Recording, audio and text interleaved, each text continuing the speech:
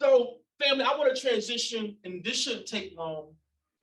I always want to give honor to where honor is due, and all the honor is due to the great I am.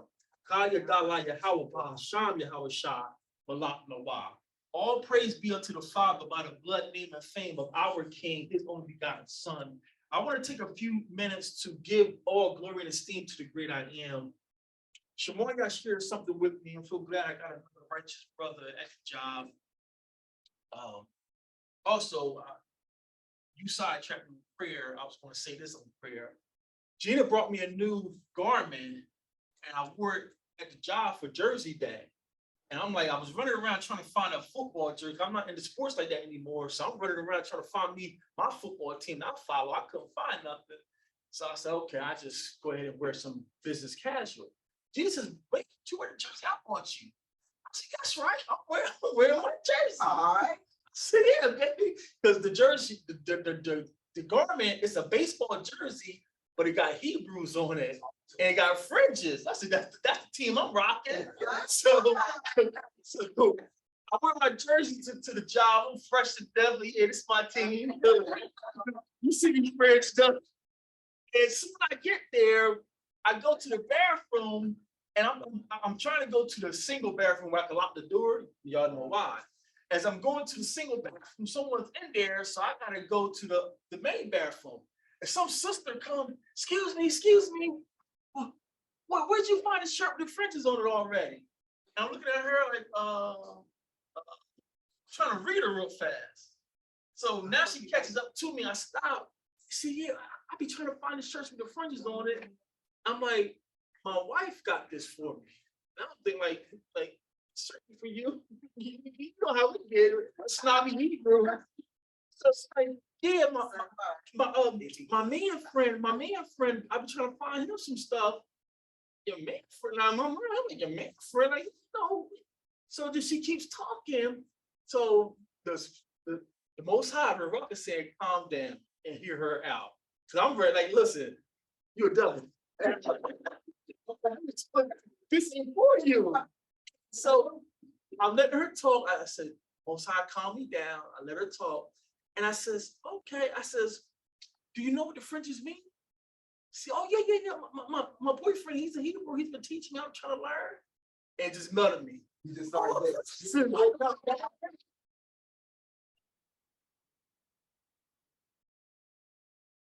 Ezekiel hell. Yeah, he's been teaching me. I've been trying to learn, but it's hard. But no, he's on the right path. So then I wanted to hug her and everything.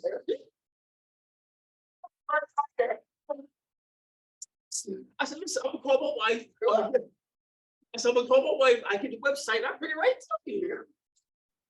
So but I wanted to say, she asked me, she said, what's your name again? Because they told me your name, but I forgot. But when she said that, I'm like, oh, so y'all be talking about me. People are watching. People are watching. Now, had I been around there goofing off and flirting with everything around there and just cackling with them, she would be like, yeah, he ain't about nothing. Me stand faithful and disciplined, keep it under my flesh. I'm not going to joke and talk with you, especially with this thing I know that's in a subculture. No, I don't approve how you live it, so I don't want to talk to you. But we have to walk this walk. The world is watching thing. So I want to share that with y'all. But so the great I am, and Shamar y'all got to share something with me. That's why I'm saying I'm glad he's at the job with me. Just seeing him walk by just sometimes get me to the next hour. Right? All praises. No, he's going through. That's why sometimes I start walking over there. I think we can go ahead over here and talk. Just to know another person trying to live his life and knows what it's like being around these people. I mean, just to smell the cafeteria alone, like, oh my God, my mouth, I'll be spitting in my mouth like, anyway. So I want to spend some time with the great I am. And this is something that came up, and I was like, I didn't know when to bring this out. But being that we're taking a break from Christian dogma and want to arm Sister Joyce with some weaponry, let's go to Ezekiel or Azariah. Yah is help or Yah is my help. That's his true name. Azariah is Yah is my help or Yah has helped. Ezekiel chapter 22, and it's on the screen, but also, like, again, you guys go to it to make sure we make nothing up, make sure there's no typo for the screen. Ezekiel chapter 22, and we're going to start at verse 23. Ezekiel 22, starting at verse 23. Shema, you have it? Read. And the word of Yahweh came unto me, saying, Son of man, say unto her, Thou art the land that is not cleansed, nor rained upon in the day of indignation. The Most High is telling Ezekiel to prophesy to the land. Okay. There is a conspiracy of her prophets in the midst thereof, like a roaring lion ravening the prey. Your prophets are conspiring against me. Read on. They have devoured souls.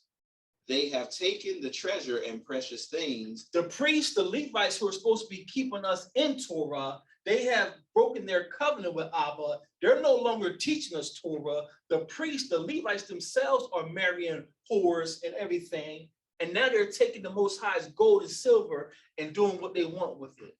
This is the Levites. Now the land has become corrupted because of the Levites. Read on. They have made many widows in the midst thereof. Her priests have violated my law and have profaned my holy things. They have put no difference between the holy and the profane. No Kadash at all is going on. Neither, no Kadash at all. Neither have they showed difference between the unclean and clean, and have hid their eyes from my Sabbaths, and I am profane among them. They've been stopped keeping the Sabbath. It didn't happen with slavery. They've been doing what they want to do. Read on. Verse 27. Her princes in the midst thereof are like wolves ravening the prey. Yasher Allah is what prince means. Yasher Allah are the princes of Yah. So we're supposed to be the princes of Yah, but we're running through the city's holy city of Jerusalem.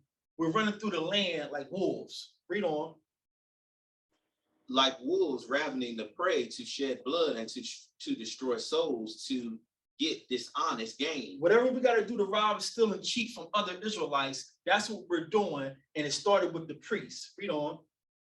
And her prophets have dubbed them untempered mortar, seeing vanity and divining lies unto them, saying, Thus saith Yahweh Elohim, when Yahweh have not spoken. So untempered mortar means you didn't cook this mortar.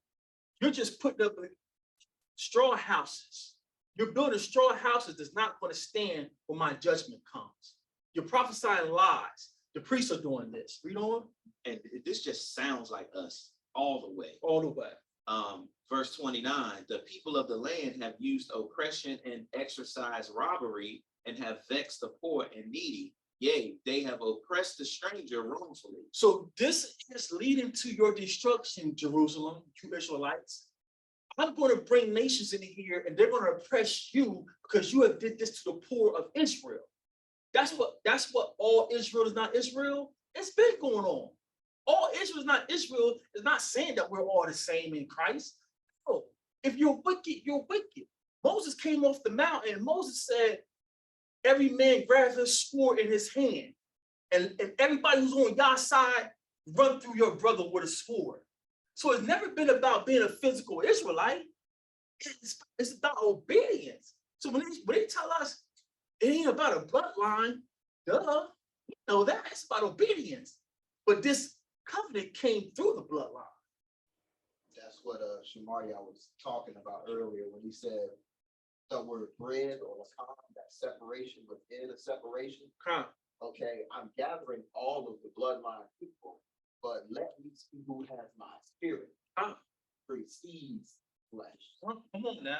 Come on now. Read on. So y'all with me. The priests have corrupted their covenant of keeping us in Torah. And because the priests have corrupted, if I see the priests doing their thing, you know the men are going to follow. That's why all these, I'm not going to use that word. All these assemblies are wicked or teaching or cussing. How you read Holy Scripture and you cussing? It's bad enough. We gotta speak English, a filthy language, but you're going to use the filth of their language while you're reading Holy Script, and you got a great super breakdown, King Judah. So that's why Lakam is coming. He's separating the righteous seed from the wicked seed, starting at Israel. Judgment starts in the house of Israel. You got all these breakdowns and documentaries, mouthful of vanities, maggots. Man, Come, let's read on here. It's about to get good.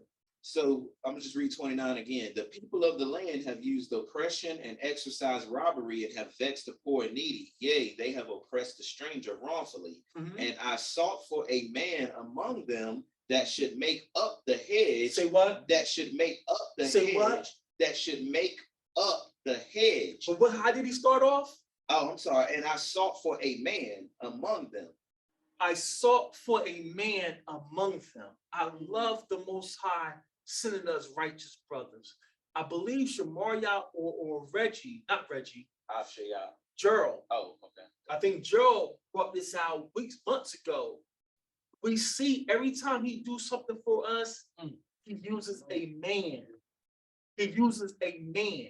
So now the whole land is corrupt because of you priests, but I'm seeking a man to make up the hedge. This is one of the instances where even though we prefer the Septuagint, the King James reads a little bit better. There are some times where this text, even though it's corrupt, it reads a little bit better. Let's take that from the top. And I sought for a man among them that should make up the hedge and stand in the gap before me for the land, like Masha did, that I should not destroy it, but I found none. Give me that A flat. That's tough though. All these people coming against Hamashiach, and let me be fair to these brothers, because they do believe that we have a Messiah, but they believe the Messiah is still to come. They reject that Yahweh Shai is the Messiah. And this is when you guys being stewards and you guys being Bereans, this is when it comes in handy to learn the hieroglyphs. He says, I search for a man to stand in the gap, to be a hedge for the people, and I found none. Now, these brothers are all in my notes, not because we're great, because Abba is great, because the great I am is the great I am. Let's read it in the Septuagint, just to be fair. This is from the Septuagint. I'm sorry, no, the first one I had on the screen was for the Septuagint. This is the Masoretic text. This is the Masoretic text. And this is why I say this instance, the Masoretic text reads better than the Septuagint. So let me go back. So this is the Masoretic text. And the Masoretic text saying, I sought for a man among them that should make up the hedge and stand in the gap before me for the land, that I should not destroy it, the land, but I found none. The Septuagint said it differently, and it didn't read, it says it's saying the same thing, it just reads differently, and you can't see the Hebrewism inside the Septuagint. So the Septuagint words it, and I sought from among them a man behaving uprightly and standing before me perfectly in the time of wrath, so that I should not utterly destroy her, the land, but I found him not.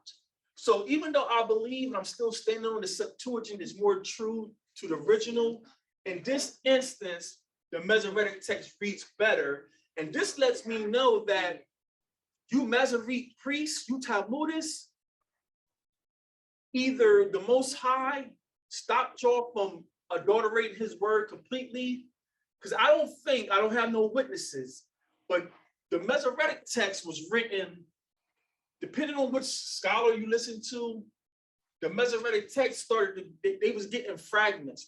These Masoretic priests didn't have all the scrolls together. So they'd get apart. If they went to Shemaria house, Shemaria was a Nazarite, they were snooping around trying to find out where his scrolls at, and snatch pages off. So they built this Masoretic text over time. So some scholars say they started translating this in the 600s. But most scholars agree they finally got everything, their whole Tanakh together by 1099. And I'm willing to go out on a ledge and just assume they wasn't using the hieroglyphs. They was using that Assyrian block script. And the Assyrian block script, you lose the concrete context of what's being said. So the fact that the English from the Hebrew says, stand in the gap and make up a hedge, to me is concrete witness that Abba Yah is with us, and he knew that he was going to wake us up like he promised. Because like the brothers shouted out with glee, this is Hamashiach. Our Hamashiach has been foretold and foreshadowed from the very beginning. He told us, Hosea, I think Hosea 12:10, he says, I've given you similitudes. Pretty much the Most High is like, do I got to paint a picture for you? I'm giving you similitudes of what I'm doing or what I'm going to do. So when it happened, you should know. That's why those elders, when Hamashiach came riding on a donkey, and this man 30, barely 30, We ain't that smart. y'all should have been like, he's the one the prophets talked about. Because Father said, I've been giving you previews. So when he says, I sought for a man among them that should make up the hedge, that should stand in the gap, this is how we know Yahweh Shai is it. This is how we know Yahweh Shai is that. And the brothers who come against Yahweh Shai, you don't know this language, so you don't see Yahweh Shai as this. What word is this, family? Pasak. Pasak. This is the Hebrew word for Pasak. You pagans made Passover. You pagans say Passover. So any other generation of letters, any other dialect of Hebrew, you won't be able to see Messiah or Yahweh Shai as the Messiah. You're going to fall into rabbinic Judaism and say that you're still looking for your Messiah. Because like I said at that Q&A session, find me a man from Israelite history who was tortured during Passover celebration. No, it wasn't the actual day of Passover. We know that now. But it was the feast, the week. For you to say Yahweh Shai isn't our Passover, he isn't the anointed one the prophets talked about, show me your history of another man who was killed during the time that we was getting ready for Passover. Because our king, Yahweh Shai, we call him Yahweh Shai, him being slaughtered the day before Passover, it shows he is the one. Can you read Ezekiel 22:30 again? And I sought for a man among them that should make up the hedge. Make up the hedge. What did we say earlier the tent wall was? Protection. Your tent wall protects you from the elements. It's the hedge. Don't play with me about my Messiah. That's why now you see why I get like I get. You coming against my king. This man saved my life. And you told me he's not the one. Because you're ignorant to the fact of who you are. You don't know this language. I'm looking for a man to make up the hedge. Read on. That should make up the hedge and stand in the gap. Gap. Pesach begins with our letter Pa. The Pa is the open mouth, and it can represent a gap or hole. So because of sin, we had a gap between us and the Father. Your sins have separated us. We had a gap between us and the Father. So now our King, his Son, comes and he stands in the gap and he's pierced to be our hedge. Pesach. But now you, King Judah, talking about Yahweh Shai is not the one because you've been to some museums in New York, because you done sat with rabbis. I don't care who you sat with. Come sit with me. Come sit with me. You don't know this language because you don't see Yahweh Shai as being our Passover. Yes, it's a Hebrewism because we don't eat Messiah. We ain't supposed to eat flesh. So he's not the literal Passover. But what blind Israelite in his right mind can't see? This man is the one. This man is the one despised. We thought him nothing. He died the day before Passover. And you're gonna say, no, he can't, because it wasn't Passover yet, so he ain't the one. Are you kidding me? So I've been sitting on this for weeks, wondering when I'm gonna. The Father once careful what you ask for, remember? Because once the Father, you say you want the Father, and now he's gonna. Now I need you now. Coach, you done scored 20 points and you go missing on the coach. He come to your house. Where you at? I'm out on the block trying to get this money. I need you now. So now the Father gave me this weeks ago. I'm like, Father, I'll get the job like, oh, I can't wait to get out of here. The Messiah's been with us the whole time. This man standing in the gap for us. He was crucified. He was tortured during Pesach week. No, it wasn't the day of Passover yet. But what Israelite in his right mind can't see, this was for us. This was the last sacrifice the Father needed to bring us back to him. Messiah stood in the gap to be purest, to be our hedge. Also, you can use that side as support. Because if you're making a dress, you want to support the dress with something, right? While you sew it together. So you can run that as being our support. Pesach. Real quick, because he has something to say, but that seeing that ensign, I just gave it away, but seeing that saw, it reminds me of an ensign, or like if you stick a flag in the ground, like stand in the gap, and he said, I will set up an ensign among the nations. I love this. I love this today. Come on, man. So I know I see you, but tomorrow I understand because I was thinking about I don't want to lose anybody. I was thinking about that word. Is it Saul? Idol? Saul idol. So I remember you doing that breakdown, and it's so interesting that the only difference is that last character. So Saul is idol God. And the way Moran broke it down, the pa is also a gap, but it means like you use it can be like sharpened tool, chiseled stone. So what Shamar just said, that inside is that line for of the most, which is your protection, Which is your head. Because going back to our first Pesach, he says, and we know the angels belong to him. So we could have the text saying, my death angel is going to pass over you if you have the blood on the door. So that death angel that was passing over is the image of the Most High. You see how that was on point what he just said? And the one letter, like he's saying, for Saul means idol. The mouth represents for idol, the mouth represents the edge. So you're for idol, you're carving the edges of metal or clay to form your idol. So Pesach and Pasal is one character off.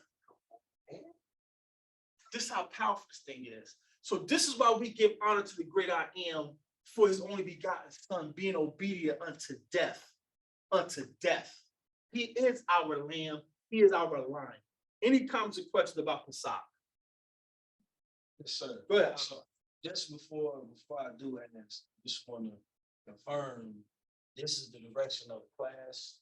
We're coming from. We're going to be talking about Messianic Hebrews. No, this was the only one. Now we're going to transition to how we're going to win the loss. Trying to win the loss with love. Okay. I say. You sure? You don't forget? No, I ain't gonna forget. Okay. So this is why we esteem the son higher than anybody. This is why at the name of Messiah, Hamashiach, every knee's going to bow, but the text ends up saying to give glory to Abba. You missed that, Dr. Seminary. Every knee's going to bow to the name of Yahweh Shai, but the text says ends with to give glory to his Father. This is why we esteem Hamashiach above every man, but he's not above his Father. He's not above his Father. So winning the loss, we have a goal, we have a task to win the loss as we walk up there. And I've been going through issues. I'm carnal up and down with my emotions, my attitude, how to deal with these people. But Makasha Bayam, a brother, a Christian brother, he is a Christian brother. Remember, just because they're lost don't mean they're not our brothers. They're just their prodigal sons. They lost the way, right? So I invited him to the assembly because I says, listen, we're Israelites. I told him about us. We're Israelites. We accept the Messiah. I said, we try to keep all the feast days. I said, but we don't offer animal sacrifice because we believe it's disrespectful to the Messiah. So he says, that sounds good. So I says, I would love if you come because I don't want to assume that we didn't miss anything. And he's polished. He's been to seminary school. And he seems like he has a heart to win souls. So I reached out to him because I've been listening to him now on this other Christian platform for about a year. So I finally reached out to him and says, hey, listen, I'm willing to pay for half of your flight. And I says, once you get here, I said, I'll pay for half your flight. I said, but once you get here, everything's on the Torah Group. We'll put you up in a hotel, pay for your meals. I said, we want you to come and show us how the feast days and following the law is the wrong way. So he says, I think about it. I said, well, appreciate it. So I became his Facebook friend because I was like, how can we bridge this gap between us and the Christians? And he does attack the camps. He's going against purple and gold. And I'm like, okay, they're my brothers, but, me. I'm trying to let him see that I'm saying, come to Greensboro to get some real Hebrew love. We're going to show you real Hebrew love. I said, I'm going to give you 4 or 5 prepared questions so you won't get caught off guard. We ain't trying to debate you. We want you to prove, if you prove your case, I said, I'm putting the cross up and we're going back to Sunday. So he reached out just this morning, because I posted on his comment, and he says he thinks he's going to take it up. So y'all willing, his brother Mike Holloway may come down here to visit, to show us, to win our souls. So, but this is a post, I want to show you how you handle Christian apologists and how you deal with them through the Rawak of the Most High, how you deal with them with love. But you do need you a Gina on your side because I'm not too far removed from the street. So I need someone hitting my thigh. Like, all right, hey, you getting kind of heated. But for the most part, when me and him have exchanged on platforms, it stayed respectful. He does condescend because he got the education and it rubs me the wrong way because I'm like, I've been dealing with my brother. But for the most part, me and him have exchanged classy. So this is a post he put on his page a couple of days ago, and it caught my attention because I'm friends with him now. And I'm like, I'm in Phineas season, but I'm trying to love you. I'm trying to love you. I love you so much. I'm a kid. I'm a kid. Phineas. I'm in my Phineas season. But now I gotta be a hunter and a fisher, because that's what Jeremiah 16:16 says. I'm going to send for fishers and hunters. And a hunter, you gotta be, them deer ain't stupid. Them deer, you gotta put on, they bathe and put some special soap to hide your scent. They put on camouflage and all up in the trees, because those deer ain't stupid and they fast. So now I'm trying to learn how to be a hunter and stay calm. Let him speak, spit all that Greek goobity gotch and exotology and okay. But what about this? So he posted this post, and Shemaya, can you read this for us? First of all, the grafting principle must be remembered. From the most ancient history of the Abrahamic covenant, the ingrafting of those not of natural Israelite birth was made a possibility. Genesis 17, 12, and 13. Through the incorporation of the proselyte, peoples of any nation could become Israelites in the fullest sense. This is a quote by a man named O. Palmer Robertson, and he wrote this book, The Christ of the Covenants. This man, this brother of ours, he's seminary trained, and they go to school and have to follow a curriculum. They got to buy all these books. None of these books are written by your elders, but it sounds good when you up under false doctrine. So I seen this post about engrafting in, And I'm like, okay, let me try to help the brother. So I make a comment. Shabbat, everyone. I make one of the first comments. Can y'all see that? Can you read that? Anthony, y'all need to write off back there? You good? Shalom, bro. Respectfully, Robertson doesn't understand this agricultural term. I may have spelled it wrong. No, you probably did. The engraft means to take a good plant and weave it into a struggling plant. But these two plants must be of the same seed. See Leviticus 19:19 as a witness. Right, let's pull it. Let's pull it because we're Bereans. Let's go to Leviticus 19 and 19. And we say, just give me book, and that's what we're going to stand on. I can't be a hypocrite when I'm telling people just give me book, and I'm requiring 2 or 3 witnesses. So let's give the people 2 or 3 witnesses to support what we're saying and not twist the text to support what we're saying. We're going to let the text say what we're saying. Shema. Leviticus 19 and 19. Shema, when you have it. Leviticus 19 and 19. Read. Ye shall keep my statute. Thou shalt not let thy cattle gender with a diverse kind. What do we need, family? No mixing of any animal. All this splicing of animals, giraffe with a horse, Tiger. even, I can't say this for sure. What's that? The liger and all that, we say pig with a what? The pig with a frog. All this is abomination. The world. I hope we'll see that. A pig. A pig. You need to make a pig up. Right. According to our Father, we are not to crossbreed his animals. Now, when it gets into a dog with a dog, I'm not sure. I would say, like Gino always say, let's err on the side of caution. What I mean by that, why would you mix a pit bull with a chihuahua to see what happens? That's wicked. A chihuahua ain't built to be like that. So, But I'm going to take some liberty and say you shouldn't be crossbreeding even the different species of animals. Like, let chihuahuas mate with chihuahuas. Don't take no chihuahua and mate him with no German Shepherd. They call any mixed breeding of any kind of dog. Well, I would say when people are into dogs, I realize they reverence the pure breed.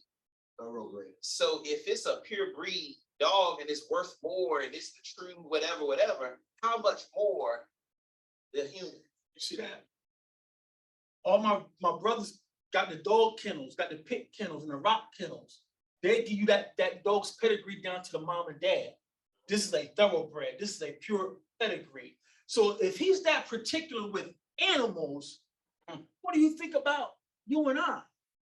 So this theologian that he's quoting or he's posting, talking about engrafting, you could be engrafted into Israel, already you don't know the Torah. Because you go to school and learn Christology and everything's about Christ, and Christ's trying to get you back to his Father. That's why you don't know this, Dr. Seminary. So you can't be engrafted into Israel. Let's keep reading that out. Thou shalt not let thy cattle gender with a diverse kind. Thou shalt not sow thy field with mingled seed. Thou shalt not sow your field with mingled seed. If this field is for watermelons, you can only have watermelon. You can't have these 2 rows is watermelon, these 2 rows is corn, and these 2 rows is sweet peas. That's how particular your Father is. Now you want to know why the air quotes Jews were snobbish? Their Father is snobbish. That's what I said, yeah. Your Father is particular. And you can't say you didn't know, because he gave us instructions on everything. When you make my tabernacle, you using your bed sheet. He said, you get some fine purple. Don't you put any old. No. So you can't say I didn't know. I'm giving you instructions. And when we have something that we don't know, what did Masha do? Just ask. You ever not ask because you didn't want the answer to be negative? Yeah. But she didn't say I couldn't stay out the 9. She said go and come back. Yeah. I did come back. we do it and ask for the, apologies later, but with the Most High, you can't do that because you might die. Mom, you just said come back. You know, doggone well, I ain't even come back no 10 o'clock. You gotta tell me because I'm stupid. Pray the word deal with your mom you want. So this ain't grafting in that this Dr. Seminary think he understands. According to the text, not according to Obadiah or Abijah, not according to the Torah Group, according to the Father's text, you're out of line saying you could be engrafted into Israel. Mariah, did you finish that up? By the end, I'm just gonna read that part. Thou shalt not sow thy field with mingled seed, neither shall a garment mingled of linen and woolen come upon it.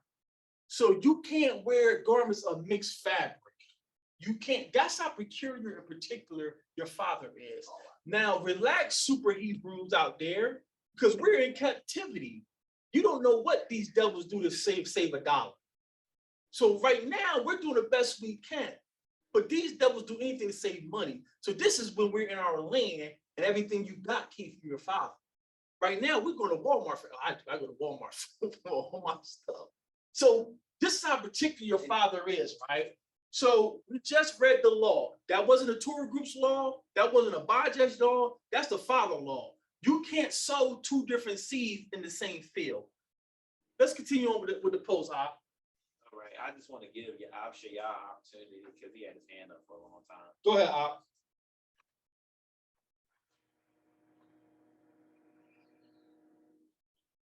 Abshayah. You miss him? Oh, yes, the water. This topic is so easy to break down. Just what people don't understand and what you're doing and what we do understand is you can't go to that Romans 11 and think you know what you're talking about. You can't go into Paul's letters thinking you know what you're talking about because that's high level knowledge anyway, everything he's saying. But beyond university level, high level, meaning from the Father. But when he posted that let me know that he don't even know what he's talking about because there's one element that he's missing.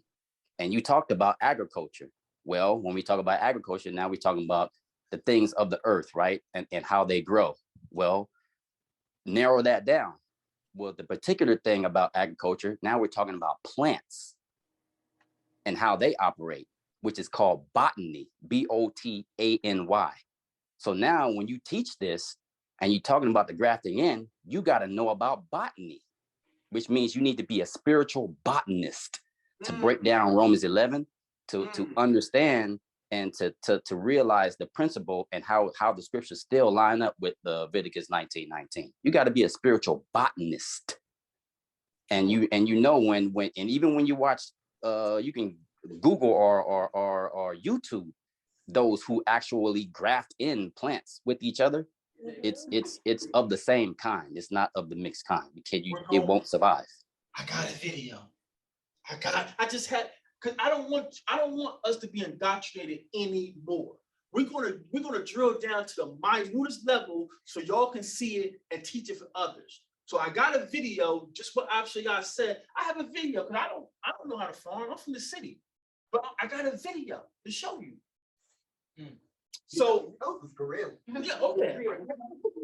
So Abshayah, go ahead and finish your thought. No, that was it. Go ahead, you got it. So since Abshayah took us there, let's go to the video. While you're going there, Miss Barb had made a comment. I just wanted to put it out there. She put the thinking emoji and she said, once I planted squash next to zucchini and the end result was a yellow squash with green stripes. I never knew that was possible in the garden. And I didn't know if she wanted to unmute or had, something to say about it or whatever. But that might be why the Most High said, don't put two different things next to each other. And then as far as this thing, I learned this principle. I just want to give credit for me personally. I learned this principle from Salt of the Earth because this is a topic they cover a lot. And that's how I first heard about, you can't graft in something like an apple tree to an orange tree or whatever the case may be. That's how I started writing about that as well, about the Romans 11. It may sound good, it may taste good, crayon apple. Most I said you ain't supposed to do that. You ain't supposed to do that. So this is just one video for the sake of time. We say, He was like, does that mean we can't mix the juices together? And I don't know if that's what that means. yeah, like, she didn't say, We can't plant them. like, she said, don't mix the field together. Well, I know, Yeah.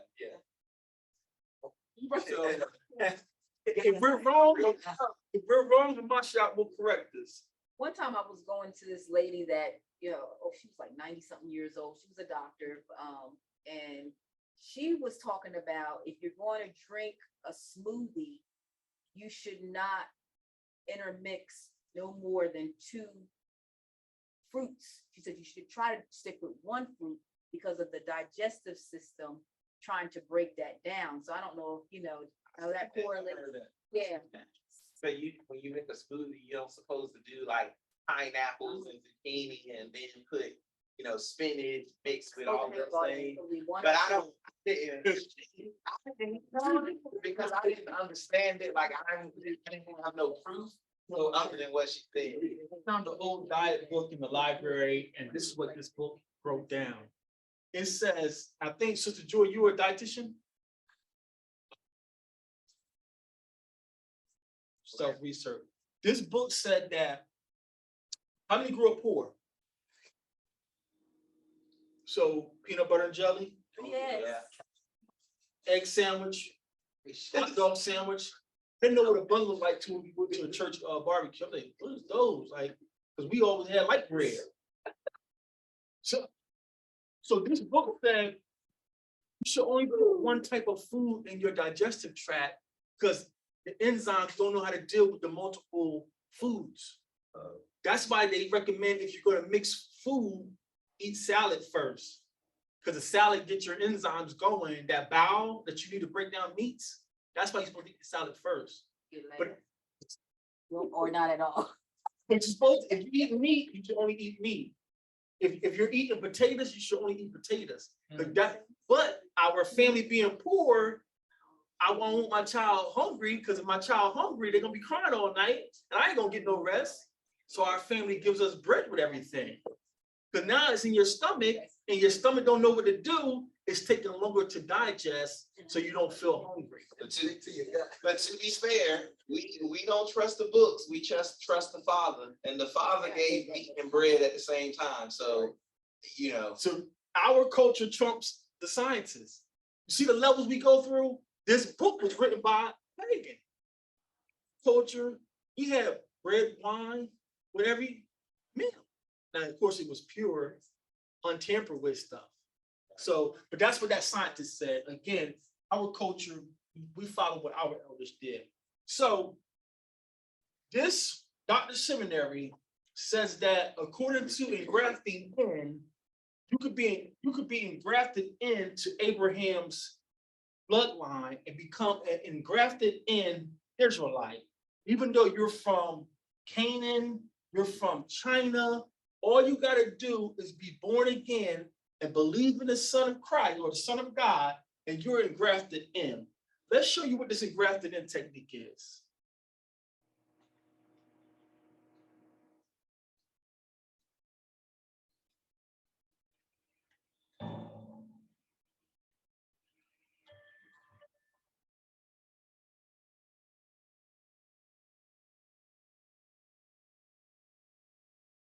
Hello friends, in this video I'm gonna talk about an interesting topic called grafting. So what is grafting? Grafting, also known as graftage, is a horticultural cultural technique whereby tissues of plants are joined together so that they continue their growth together.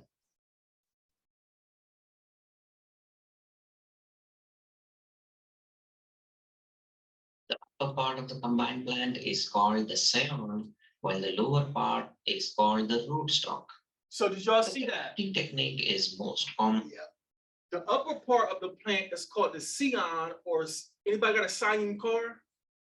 Heard of. Those little square scion cars? It's a part of a grafting term. So the upper part of the plant is called the scion, and the lower part is called the root stem. But it's the same plant. It's not a rose with a lily. It's a top of the rose with the root of the rose to make this a stronger plant. It's not two different plants. Y'all saw that? Used in asexual propagation of commercially grown plants for the horticultural and agricultural business. In most cases, one plant is selected for its roots, and this is called the stock plant or the rootstock plant. The other plant is selected for its stems, leaves, flowers, or fruits, and is called the. What did it take? Yeah, tape them together. What did that take? Hold them together. So It's standing in the gap. That's why I said pause it. So well, I couldn't do it quick enough. But the bottom is called the root plant. The root stock. It's called the stem. What did the text say is going to come out of Jesse? The stem. A stem is going to come out of Jesse. And a rod is going to shoot forth from the stem and become a branch. But the root comes from Jesse. Why didn't the root come from Japheth? Why didn't the root come from Ham? So you don't understand and grafting in, Dr. Seminary?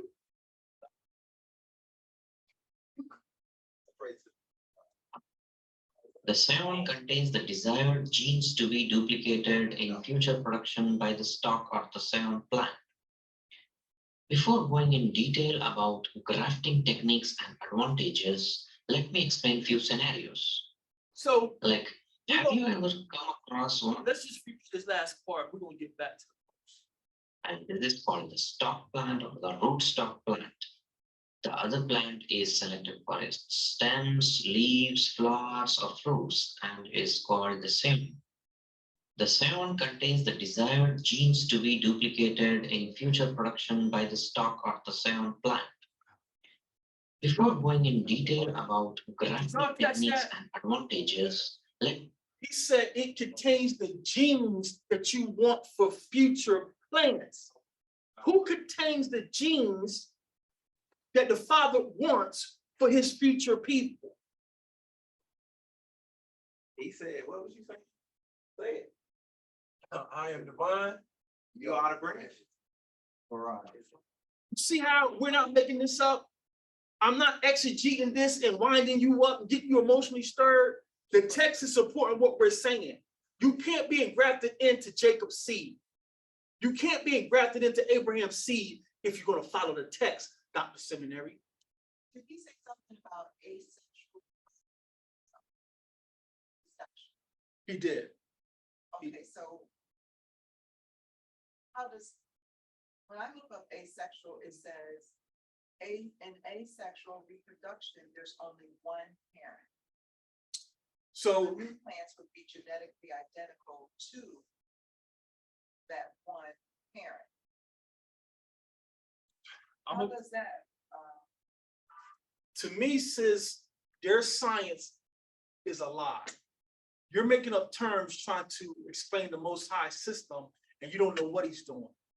Just like they told us that the earth is revolving around the sun, and it's like, but we're seeing the sun and the moon together. So they're making up words, asexual and all that stuff. Y'all trying to guess. Y'all coming up with theories of what Abba's doing. You don't know what he's doing. See,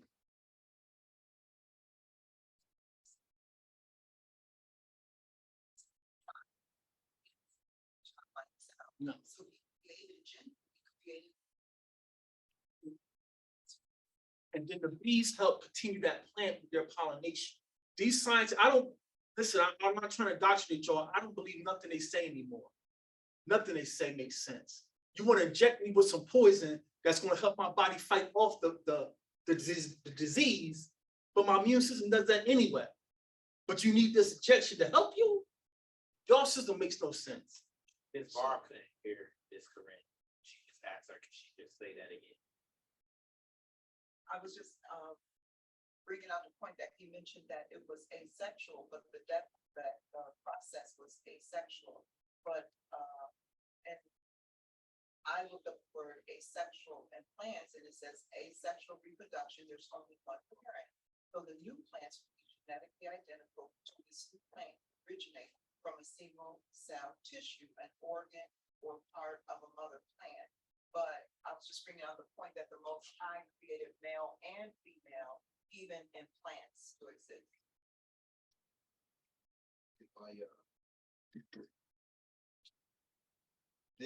That video just reminded me of a thought, and it's all praise to the Most High. I was on social media yesterday. I was seeing I love time lapse videos, like videos that are fast forwarded. Right. And I love the ones where they plant seeds, see the plant come up. So one of those had popped up on my timeline yesterday, and I had to say, I was like, that's strange, because the algorithm usually caters to what you've been looking at. Right. And I've lately been trying to see about like end times. So for that to happen, I always thought it was strange, but I held on to it. Now it's starting to show as to why. But I was thinking about this earlier this morning when I was at work, and I'm just gonna read it, Deuteronomy chapter 25. I think it's verses 5 and 6. So, of course, correct me if I'm wrong, but is this kind of like what's being shown when it comes to like, not necessarily grafting, but seeing a weaker plant being supported by a stronger plant? Let me read it and maybe it makes sense. Deuteronomy 25, verse 5. If brethren dwell together, and one of them die, and have no child, the wife of the dead shall not marry without unto a stranger. Her husband's brother shall go in unto her, and take her to him to wife, and perform the duty of an husband's brother unto her. And it shall be that the firstborn which she beareth shall succeed in the name of his brother which is dead, that his name be not put out of Yasharah. This is a great parallel to grafting in, and another witness that's going to support this Dr. Seminary doesn't know the Bible, he doesn't know Hebrew, he doesn't know Israelite culture. This is a great witness. So let's keep reading this post, because we got some other stuff to bring out. And hold this scripture too. The strangers joined to Abraham's covenant were always referenced as strangers and never called chosen or sons. If so, I haven't found the verses in context. I'm asking him for verses if I'm wrong. Read on. Also, Deuteronomy 28 and 43 says the stranger living among Abraham's children will rise higher than Israelites for breaking the laws of Yah. Somebody pull that verse, so we know we're not making it up. Deuteronomy 28 and 43. Deuteronomy 28 and 43. Uriah, keep that Deuteronomy 25 mark too. It's going to be a powerful witness. Read. The stranger that is within thee shall get up above thee very high, and you shall come down very low. This is your father's word. This is Torah. The stranger that's among you, he's going to be elevated, and you're going to come down low. Y'all keep that in mind. Let's keep reading this post. I was just going to real quick comment is that learning, being around you, now I know why you asked this now, being around you for so long. And you know, why weren't these lawful strangers who shared in the same covenant as Abraham's descendants not subject to the penalties? But you're saying, why would they be called strangers in the first place if strangers would just be called Israelites? And I was like, learning how you, being around you, that's what you're saying. It wouldn't be no need to say the strangers among you will rise up over you. Everyone sees that? If the strangers are now engrafted into Israel, why are you saying these strangers are going to be elevated when you fall and break my covenant? Because they're supposed to be keeping the same covenant. You're supposed to be, according to Christian dogma, you're an Israelite now. So the father is cursing Israel, you should be going into captivity too. But according to the father, the stranger that's among you, that's keeping my covenant, they're gonna be elevated while you get taken down. Dr. Seminary, what are they teaching you in school? You spent all that money for nothing. Let's read on. So real quick again, it says, why weren't these lawful strangers who shared in the same covenant as Abraham's descendants, the blessings and the curses, subjected to the penalties? Not subject to the penalties like Israel. And then he says, you can hit me offline. You have my info. Look forward to your conversation, or look forward to your info, brother. Y'all see my tone is very polite and pleasant, right? I'm not trying to beef with you. I'm trying to build with you as my brother, because if you have the truth, this is gone, family. If he has the truth, this is shut down. I'm saving my little coin. I'm gonna give me a motorcycle. So here's his reply, Michael Holloway, very nice brother. Here's his reply. Hello, sir. It is actually you, my friend, who doesn't understand this principle clearly expressed through scripture. Sadly, many people who, quote unquote, feel they are Israelites today have an bloodline exclusive mentality that the scriptures do not support. So what I want to show you, family, is two things. I came with a level head and objectivity. I asked for scriptures for him to respond to. I said, can you give me scriptures? He don't even respond to the scriptures I'm asking about. He's just going to go ahead and give me his doctrine. You know? There were two categories of strangers: those who simply lived among Israel, those who did not have to follow all of Israel's laws. Can you find me that verse? Can you find me that verse?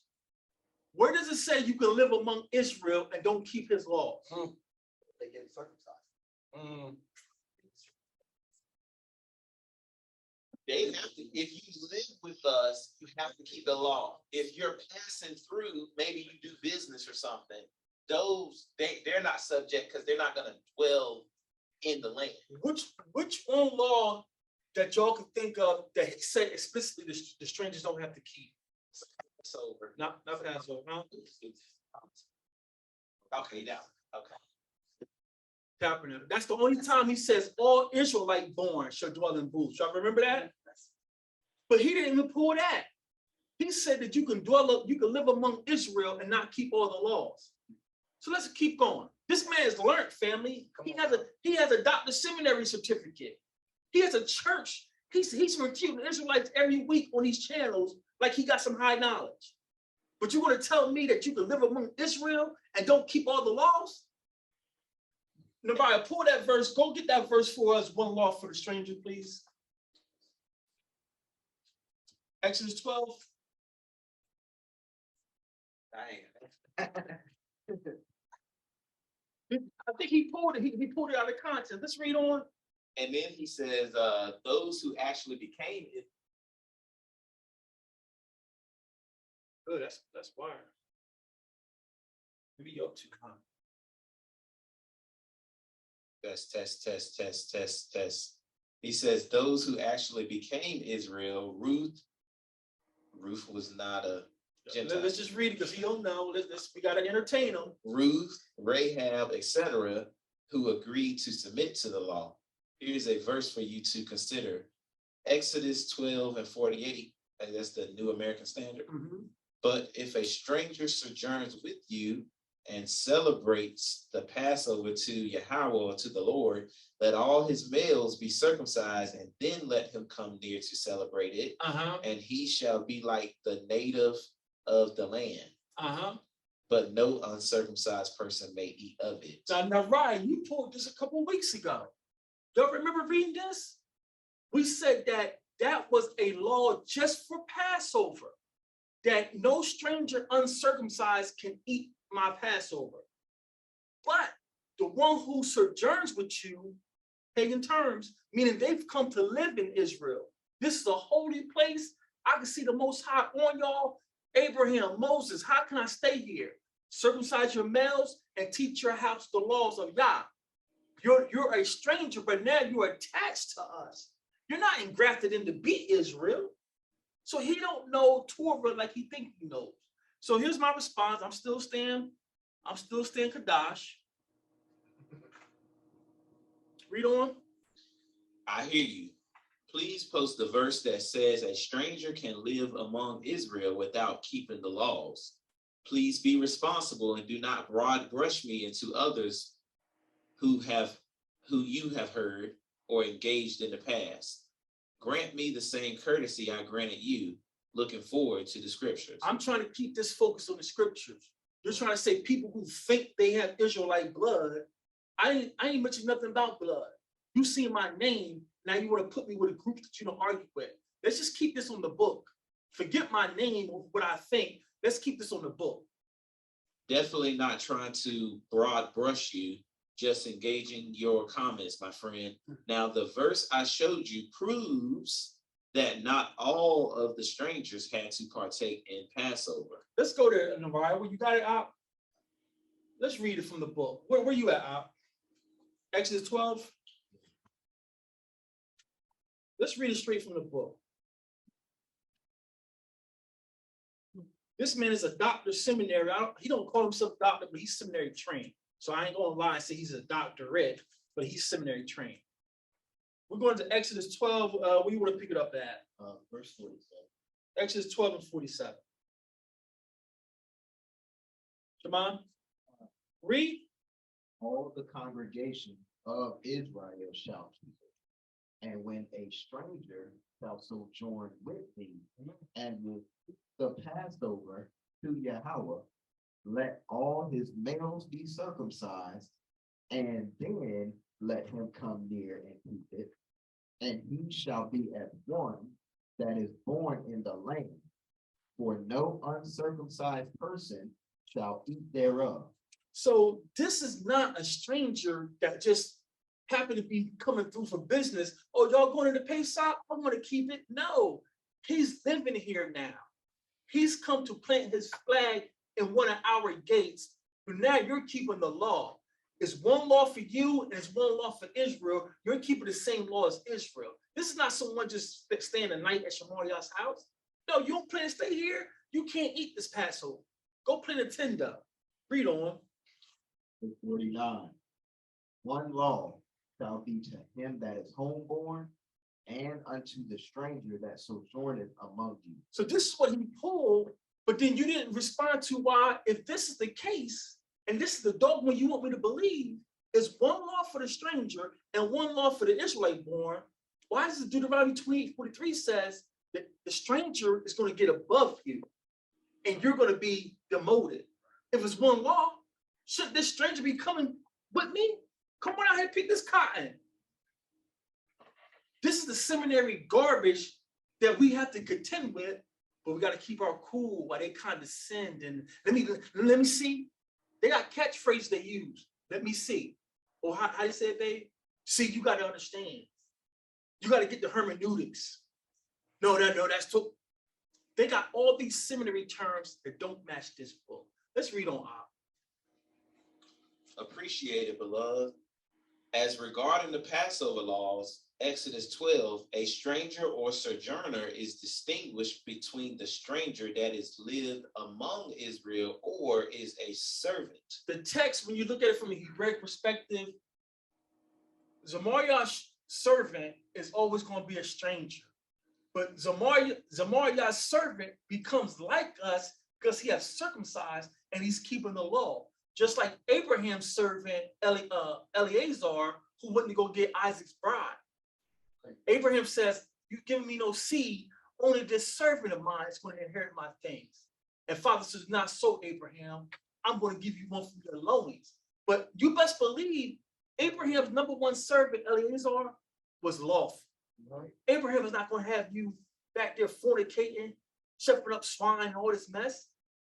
This is a seminary doctrine you get when you deal with it. A lot of people don't understand like a as a when you're using what's that simile? Yeah, he's not saying they are Israelites. Right. It's saying we are to treat them as if they were.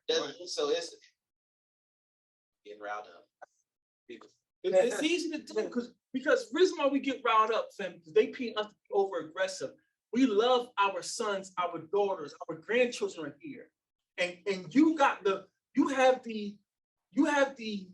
luxury that your church has been established for thousands of years.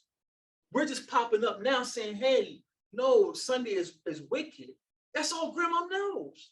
That's all auntie. So you got the luxury that y'all been around with some established little books, and we're popping up like Johnny come lately to the church, established church. We're like, this is new. This ain't new. This is ancient what we're doing. Now you got fancy terms and degrees and collars. Our family isn't captivated by you. His last conference, they packed out this Coliseum. That's why it hurts, family. But those of y'all, they hear y'all. Those who don't hear y'all, because you're not of y'all. We're gonna do our part. A stranger or sojourner is distinguished between the stranger that is living among Israel's or is a servant. Israel always has strangers visiting for various reasons. These are not required to be circumcised, but nor can eat of Yah's Passover. Who came to test Solomon? And didn't she have servants come with her? We don't read nowhere where they were circumcised and kept Passover. So when Paul says, you know how it's unlawful for one of us to come in contact with another nation? That wasn't Torah Paul gave them. What was that? Huh? It was his Pharisaic upbringing. Pharisees don't even talk to them. Solomon's number one man was the king of who? Tyre. The king of Tyre wrote to Solomon all the time asking for wisdom. So it's not unlawful for us to deal with other nations, but you can't marry them. They can't live here if they're not being circumcised. And if you're the holy people with a holy land, why you want to go live over there? Wasn't king one of his friends, like an Egyptian king or something? Exactly. So it's not unlawful for us to talk to other nations. Shamaria, why you got that thing on your head? Well, this is our culture. The father, this is a diadem. This is. So we could tell them, and if they want to come and be attached to us, we can't teach them. But it's like Israel. It don't make you Israel because you don't have to keep tabernacles. And Deuteronomy 25, what you pulled, what's about the stranger? Did y'all catch that when he read that? It says, let me slow down because sometimes I use innuendos. So for my people just learning, this Dr. Seminary and others like him who are groomed in Jesuit seminaries, they've been taught that a stranger having faith becomes like Israel. And the stranger attaching to us and being obedient is never like Israel. And we have text to prove it. What's the law about the brothers? Deuteronomy chapter 25, verse 5. If brothers dwell together, and one of them die. Two brothers are living amongst each other, their neighbors or whatever, a town over. One of them dies. And have no child. He didn't give his wife any children. He didn't impregnate his wife. The wife of the dead shall not marry without unto a stranger. Why she can't marry a stranger? If the stranger is just like Israel. If the stranger is just like Israel, why can't my sister-in-law go outside the nation? Their doctrine don't make sense. More importantly, your doctrine can't be found in the scrolls. Stone him, right? This is what seminary or cemetery school gets you. Long posts like this with all this panache you think you're giving, all this bravado you think you're bringing, and your doctrine is garbage. When you make claims like what this elder is making, it enhances the replacement theology, because now you're starting to go into the priesthood. And if you're saying that it doesn't matter and we're all Most High's children, now you're implying anybody can just be a high priest too. It's just snowball effect. Once you see it, you got multiple questions to answer when you try to put the strangers just like Israel. multiple verses you have to answer. And all he's going to keep giving you is, see, you got to understand God's ultimate plan was for the whole world to be sanctified. Give me a verse for the plan for the whole world. Give me a verse. The Levites couldn't even have other women outside the tribe. There's not, we brought this out in the class, is God inequality with God or whatever, I forgot what it's titled. There's not even equality inside the Israelites. If you're not from Judah, you can never be king. And you shouldn't be hating on the line of David, who are the kings. You're like, that's my cousin. My cousin run this thing. If you're a Levite, you shouldn't be jealous of Judah. But Judah can't be a priest. Let me come in there, sacrifice. Get your pop town. I can't touch this. Yeah, There's not equality inside our nation, family. they had to repent for themselves first. Right. Because if not, they would get killed and they would have to bring the next Levite in there to. Let me sound so far. Oh no. This is not for you. Gerald. Go ahead, Gerald. Question right quick. So, you made a good point when you just said Judah is where the kings come through. So, the other family can't be jealous. And then you said Levi is where the priests come through. So, they won't be jealous towards them. So how do we explain, how do we connect Christ being high priest and king as in the matter of Melchizedek? If he's from Judah, but he's not a Levite. So, great question. Two things. One, the Levites broke their covenant with Abba. That's why we opened up with Ezekiel 22. So the Levites, you broke the covenant with Father. The Levites had a covenant to teach the nation the light, the law. So you broke your covenant first. So Father took his covenant from you. Once Father takes his covenant from you, it's his to do what he wants with it. Because he did his part, you didn't do your part. So that's A. But then B, going deeper, the priesthood is not the Levitical priesthood. These are seminary terms. It's the Most High's priesthood. If he wants to give the priesthood to Manasseh, he can do that. See, this is what we're getting. That's why we're going through Christian dogma. We're getting all these terms from these pagans who came in our land and oppressed us. Now you're reading our scrolls. Now you're building schools. Oh, this is what it really means. You don't know, man, you don't know what the text means. So there is no Levitical priesthood. It belongs to the Father. And don't forget, Hamashiach says, before Abraham was. Maybe it'll take a little bit more sense. We gotta move. We got some more to go to because I'm going to be fair. I'm going to address Hebrews too.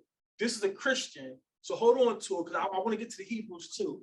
There's a lot of Hebrews, and thanks Shemariah for this. We got to be fair.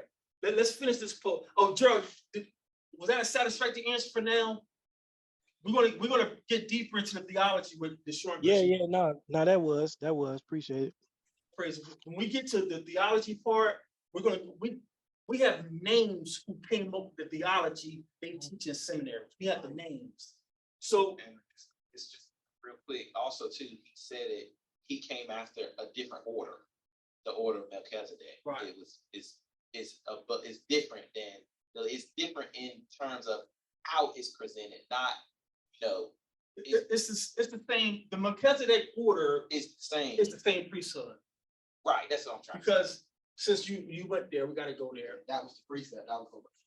So the pagans who don't know Hebrew, they turn his name into Melchizedek, and they think Melchizedek is a man. Melchizedek is not a man. It's a priesthood. It's Malach Zadok. It's the kingdom of righteousness, and our kingdom of righteousness starts with who? Yahweh. So these pagans, these theologians, you're learning all this Greek mythology and all this Latin stuff. You think you have a doctrine, you're garbage, but you're puffed up with knowledge. So Melchizedek does not exist.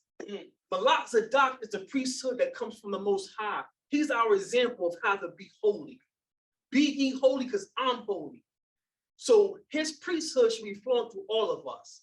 Malach Zadok. So when he supposedly came on the scene in Genesis, that was Christ showing up. That was another example of Christ showing up. I don't have any witnesses to confirm. You can only build circumstantial evidence. My stance personally, I believe it is. I believe it. I don't have enough witnesses to say concretely, but just based on what I've been studying with the culture, I believe that was the son in a different role. And hence we get that verse from him before Abraham was, I am. And they looking at him, you're even 50 years old. Your understanding is short. So Gerald, I don't have concrete 2 or 3 witnesses to confirm that was the son. But in my opinion, I'm persuaded that appearing to Abraham was, wow, maybe this is conjecture. Maybe that statement before Abraham was, I am, was alluding to he was Malak Zadok. But that's conjecture. He said he appreciated. He said that. He said thank you. Yeah, I don't have any witnesses. So let's finish this post because I want to get to some Hebrews too. We're gonna listen. We're not in this for likes. We're not in this to grow a congregation. We're in this to train sons of Yah. So we're gonna touch on Hebrews twist and stuff too. Let's finish this up. Appreciated. Oh, no, I read that part, right? Did you find any answers? Did you find any answers for the strangers rising above Abraham's sons in Deuteronomy 28 and 43? So I like Nariah's style. If you ever listen to Nariah, he's very patient. He keeps an even tone. I'm from up north, so since you know you walk past the block, you think they about to fight, and all they do is talk about a dice game that just out. So Nariah stays even killed and he's patient. So here's me playing Nariah, trying to get you back on task. I heard all that gibberish you just typed. Did you find any witnesses to explain if the strangers are to be like Israel, why are they getting elevated above Israel? I'm trying to keep them on task. So I'm trying to give y'all probably one of the only examples I have of me being patient with these. So I got a record. So I'm trying to get him back on task without attacking him and saying, listen, you ain't answer my question. Read on. Since there is one law, something doesn't seem to be in context here. I will move on if no scriptures are provided. Thanks for your time, though. Again, I'm politely saying, if you ain't got the verses, I'm moving on. I don't got time for your rhetoric. So let's be fair. Oh, this is Aaron Green Christians pops up out of everywhere. We can finish what he says. Deuteronomy 28:43 was a result of the curses upon Israel. So this is his attempt to address what I asked him. This has nothing to do with the strangers dwelling among them. You gotta stop right there. You see what he's saying? He's contradicting himself. Oh, what did I do? Slide it over to the right. Did you hit control minus? Command I had minus? a book on it. Okay, so he just contradicted himself terribly. This is crazy. This is what I gotta put up with when you listen to these people. Now, This is it. No, is it that? That's not it. Okay. Deuteronomy 28:43 was a result of the curses upon Israel, but has nothing to do with the strangers that dwell among them. The Most High exalted the stranger in this case due to Israel's disobedience. Why are you still talking about strangers if they're like Israel? Prove your point. That's why I said that second sentence, you got to stop there, because if the strangers dwelling among us are now us, then they too must be subject to the same punishment that we were subject to, because that's just what you just said in the beginning. But they don't even hear themselves. That's what I be talking about. Two people be arguing and they don't be talking about the same thing, or the person can't comprehend, and I be listening. I'm like, am I tripping? Pride will come in, they'll understand and get it, but they'll just be trying to argue. We're in public now. I can't recant because I got a seminary certificate. I can't act like this Israelite with no school and can't speak. I can't act like he knows more than me. Read on. Deuteronomy, just keep reading. Verse 47. Did you want the writer to read it? No, he paraphrases it here. Okay, Deuteronomy 28:47, because you did not serve Yahweh or the Lord your God with joyfulness and gladness of heart because of the abundance of all things. Moses said, no foreigner shall eat the Passover. What is he? He's going all over the place. So his rebuttal, he thinks he's answering, saying that the reason of Deuteronomy 28:43 is because the curses, because Deuteronomy 28:47 says you didn't serve the Lord your God with joyfulness, but the strangers are supposed to be serving with us. Right. So still, it don't make sense why the strangers being elevated if they're Israel. No question. So this is what you got to put up with when but you got to be patient. Remember, and I want to give credit where credit's due. I got this from a brother who is part of those other organizations. But what he said was wisdom and it makes sense. Sometimes you got to remember the audience who's going to read this at a later date. They have the heart to hear. They know this man ain't making sense. And every once in a while, a Christian will agree with the Israelite. Yeah, like he really got you there, bro, to be honest with you. So remember, it's all about the audience. It's all about the sheep. It's not about him and I here. But for the second time, I'm responding to Aaron Green, one of his cohorts. So right here. So we have a text saying the stranger who were grafted or were engrafted to enjoy the blessings are now extrapolated to avoid the curses. For his breakdown to make sense, that's what he got to give me. You have to give me a verse that's saying, yeah, the strangers were engrafted, and because they were obedient, they're going to get the blessings, but they ain't going to suffer the curses. That's what he wants us to believe, that these strangers did, because y'all didn't keep the Lord's word with joyfulness. Now that's why y'all cursed, but you're still separating the stranger who was engrafted in. So for his doctrine, his breakdown to make sense, you have to give me a text that's saying those engrafted strangers are now going to be excluded from the curses, and he still can't do it. Let's read on, finish this up. Did you want to hit the see more? Where's that at? You got to hit see more to get his full. So he says, you have misunderstood. You cannot apply the context of Deuteronomy 28 to Exodus, but you didn't do that. There's two different contexts. Any non-Israelite was considered a stranger. Many strangers were ungodly. God has always promised to save the stranger if they place faith in him. Ungodly strangers are going to be saved if they place faith in God. Are y'all hearing this? It's terrible. In Deuteronomy, the context is speaking of those strangers who would be a part of the Gentiles God would use to judge Israel. That's not the case in Exodus. There's no proof to that. No, I was just going to say, this is kind of a clear example of, it happens all the time at work with emails and things.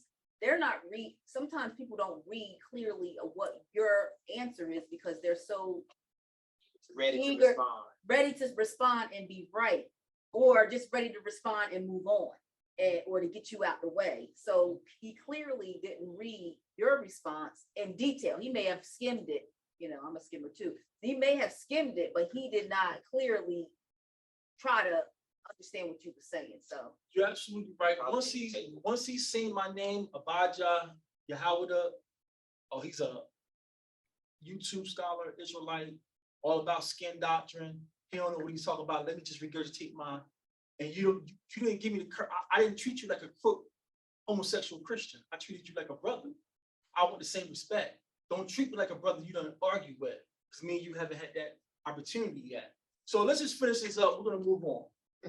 What commentary did I respond with? I gave you all Bible. That's what my Ra always talking. The Bible. And then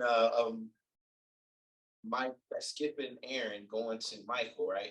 Going back to Mike. No, that's it. I just left it alone. My wife would have been proud of me. I just left it alone. I left it. Other people started chiming in. I left it alone. Family, this is what we got to deal with, trying to win the loss with love. You got to put your ego to the back. It's not about embarrassing them. because someone else is going to see that, like, yeah, what you were saying, brother, didn't make sense. It's all about the Most High and trying to do His work. And this was a good example for me. It won't always. Look. What? Paul said. Paul said. So this is what we got to go through trying to win these people. After y'all go while you're transitioning. Yeah, go ahead, Afshiyah. Just something quick. A lot of times you find yourself, or you have to realize that in the presence of certain people, you have to suspend your own intelligence. Put your own, don't say, remember what you know, but don't almost, a lot of people don't know how to accept when they see somebody else who know what they're talking about. Right. And what comes over them is great inhumility. And those who know how to recognize it, we see it on their face. We see it in their posture. We see it when they don't know how to look at us when we're talking to them. We see it when they're looking down. We see it when they don't know how to respond. These are the psychological things that you have to be able to pick up. And then when you pick that up, then you have to know, okay, in the presence of this particular person, I got to suspend my intelligence because they don't know how. They only know how to be smart, but they don't know how to be in the presence of somebody who's also smart. And that is that's a great inhumility in that person. And people need to know that about themselves and stop being that way. Until then, we got to suspend our own intelligence and do what Paul said, become them. Condescend instead of being condescending. Because condescending is you always showing you know this, that, and the other, but yet you really don't know how to actually teach them. And then you're only really talking down at them. But to condescend is to come down to their level. Con and descend. Con is a Spanish root word meaning with. Con, C-O-N, con, meaning with. So you descend with them. So when you descend with them, and then that puts them in a place of comfortability, so you can be like them, so they can relate to you. And sometimes you got to let them have their own way just so they can feel comfortable. And once you be able to lock that in, if they still allow you to, then you can be able to show them and teach them points, while at the same time agreeing with or saying like, hey, I can see why you see it that way. I can see why you came to that conclusion. Please allow me to be able to show you this, because this is a dialogue, right? We're discussing this. We're brothers. Let's do this together, because we're both trying to find and have a common goal, which is to praise God, right? So let's try to do this. So, but in order to do that, you got to suspend your intelligence. Well said. And that's what I'm trying to grow into. I'm not 100. That's why I teach for selfish reasons. I want all these brothers in here to get where we can do that, because we have to win. Sometimes we got to go into the crack house, and you can't go into the crack house with a bunch of fancy words because they street people. So you got to know your audience, and we need to have the light. So that's what I'm trying to learn to be. I'm still growing, and I want the brothers to grow so we can help pull many people out of Christianity. Now, to be fair, because that was a Christian brother, but we got Hebrew brothers, Israelite brothers doing the same thing. You're puffed up.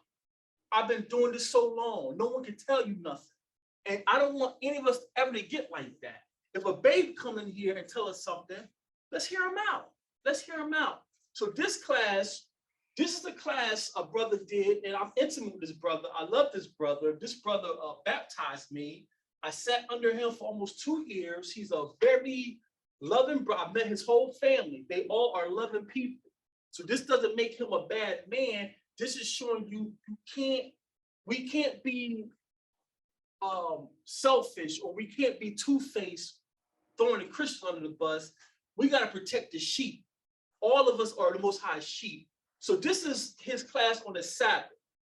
And I agree with everything he's saying about the Sabbath. What he's doing here, he's trying to help people see that Saturday is not the Sabbath. So that was the whole point of this class.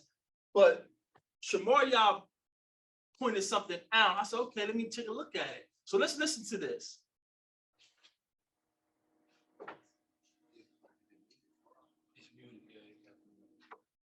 There you go. Of them all.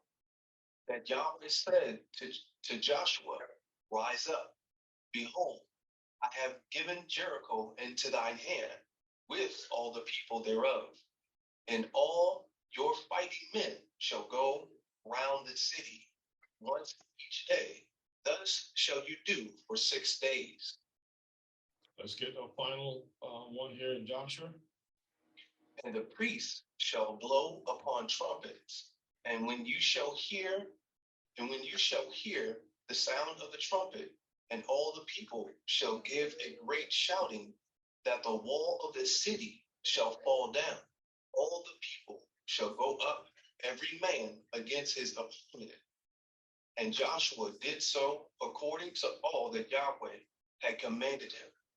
And on the 7th day, they went round the city 7 times, and the priests blew upon trumpets. And at the 7th round, Joshua said to the people, shout, for Yahweh has delivered the whole city into our hands. Hallelujah. Hallelujah. Thank you so much, Brother David, for reading. And this is how they did it. 2nd month, 1st day, they start marching and they go out for 7 days. And right here, they was able to take down Jericho. Again, here it is. Here's the problem. No matter when you start, they start the cycle, they will always violate the Shabbat. If you're using the Roman calendar, start on Sunday or Monday or whatever, you're always going to violate because you can always be doing stuff on Saturday. So there's some witnesses. I'm not going to harp on here. There's some witnesses that they actually took the city on Shabbat. Jericho March was on the 2nd month of the year. Let's take a look at this, snapshot it if you have to. You start marching here. You continue your march for 7 days, and then on the 7th day, you march 7 times right here. Right here. Now, when you read the text, there's more evidence that they didn't start the march on the new moon day. When you read the text, the evidence seems to point to the Most High gave Joshua the instructions on new moon day, but they didn't start marching to the 2nd day. So if they start marching the 2nd day, they went in and took Jericho on a Shabbat. And to understand why Abba would do that, you have to understand what Abba was trying to tell them. When did we leave Egypt, y'all? Huh? We celebrated Pesach on Goshen. When did we leave? Oh, the next unleavened bread. And the next day was the Shabbat. Why would we leave Egypt on Shabbat and now we're taking Jericho on a Shabbat? What is the Most High trying to say to us? The oath of rest. You're going to be in abundance. You're going to be free. You're going to all of those things. I got a covenant with you. Right. So, but I don't want to harp on the count here. I'm just throwing that out there because I know we're recording. But there's more text to prove we actually went into Canaan on a Shabbat. And the Septuagint brings it out. But that's not why I wanted to come here, family. Let's keep going. You get the point right here. Then you rest the next day. Do you know the amount of work you got to put in on the 7th day? You're marching 7 times around the city. Then you got slaughter. Then you got to bring the thing back. Come on, Mishkata. And you got to blow that trumpet with a lot of energy. Let us read this last part here.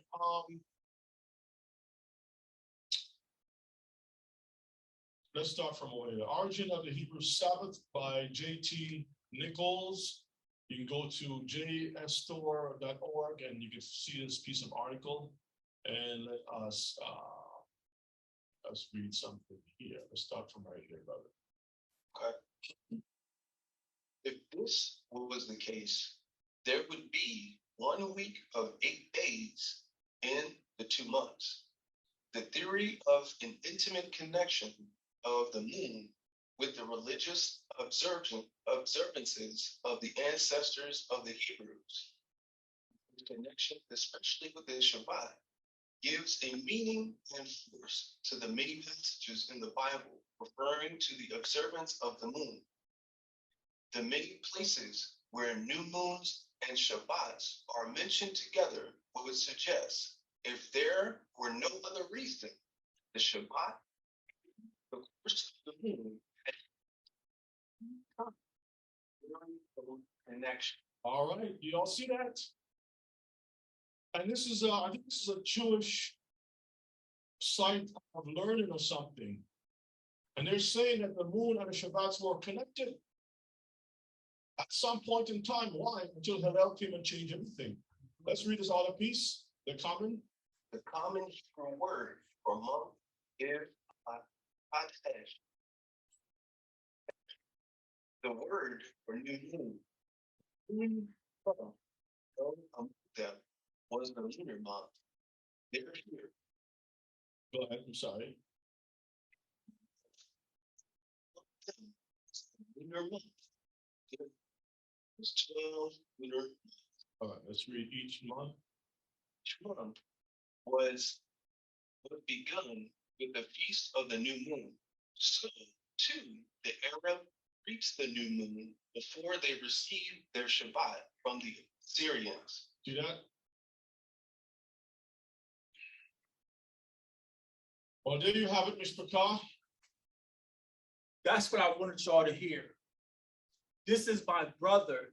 He's the one baptized me. I sat under him for nearly 2 years. He's not a bad teacher, but you can't be subjective with your teaching. This brother teaches that there's 13 months. There's 13 months in Israel. He pulled a source that contradicts what he teaches and practices. This source says this year was 12, their year was 12 lunar months. So if you're being responsible to the Most High's children and you pull a text that disagrees with what you're teaching and practicing, to be responsible, you have to address that. Either A, I think they got this wrong, or give some witnesses. He just read it, glossed over it, and now, and I understand this class wasn't about the calendar, but it's so close to your Sabbath, you have to park here. You have to be responsible. This was irresponsible scholarship, and this is how you become indoctrinated. If I present something that contradicts something we brought out, it's your duty. Did you see this? Did you misspeak? Because sometimes I get excited out of it, man. I reversed that sentence. I transposed the numbers. So even in our Hebrew community family, this doesn't make him a bad teacher, but there's bad practices going on, forming cliques, cults. You can't teach like this when you're responsible for the sheep. Any comments or questions about that? I just want to give a little bit of clarity since, like you said, it's my fault.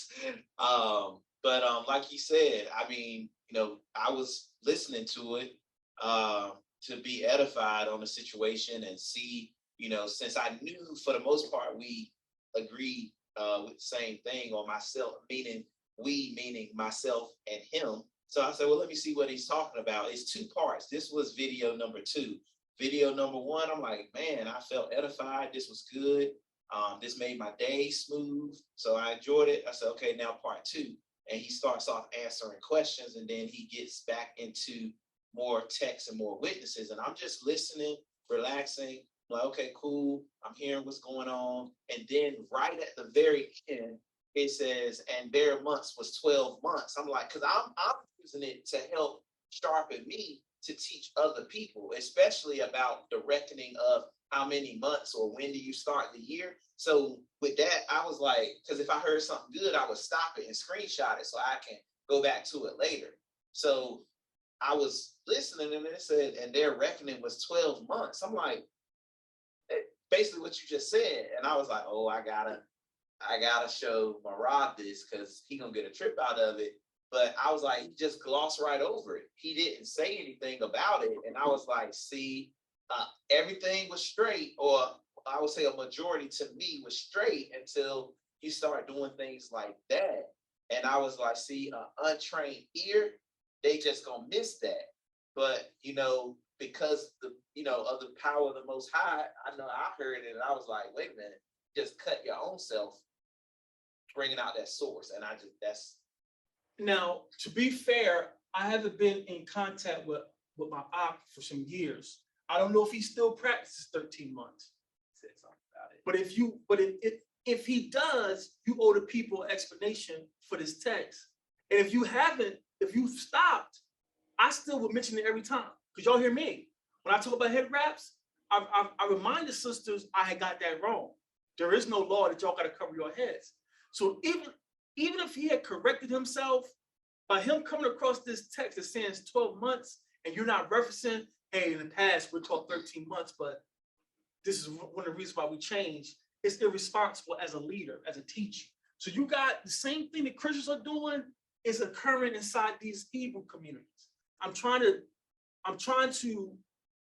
don't want us to be, they got a term in their communities where they say vacuum. I don't want us to be learning from a vacuum. You only getting what I didn't learn. I want us to have other teachers, but I gotta be responsible for who comes up in here. Because the person come up in here and give you something wrong, and now you don't taking it wrong with it, it's on my head. Why didn't you correct that? Why did you let them come in here? So as a teacher, it's irresponsible to teach something and present something that clearly contradicts what your practice, and you don't address it with the people. Now, here's the source he was reading from. This is the source he was reading from. It's online, you can download it. But the text says that ancient Israel only had 12 months. I'm going to try to magnify this. Can you see that? Let me see this. I can. All right. You can go to this website, JSTOR. Let's read. Come on, be nice.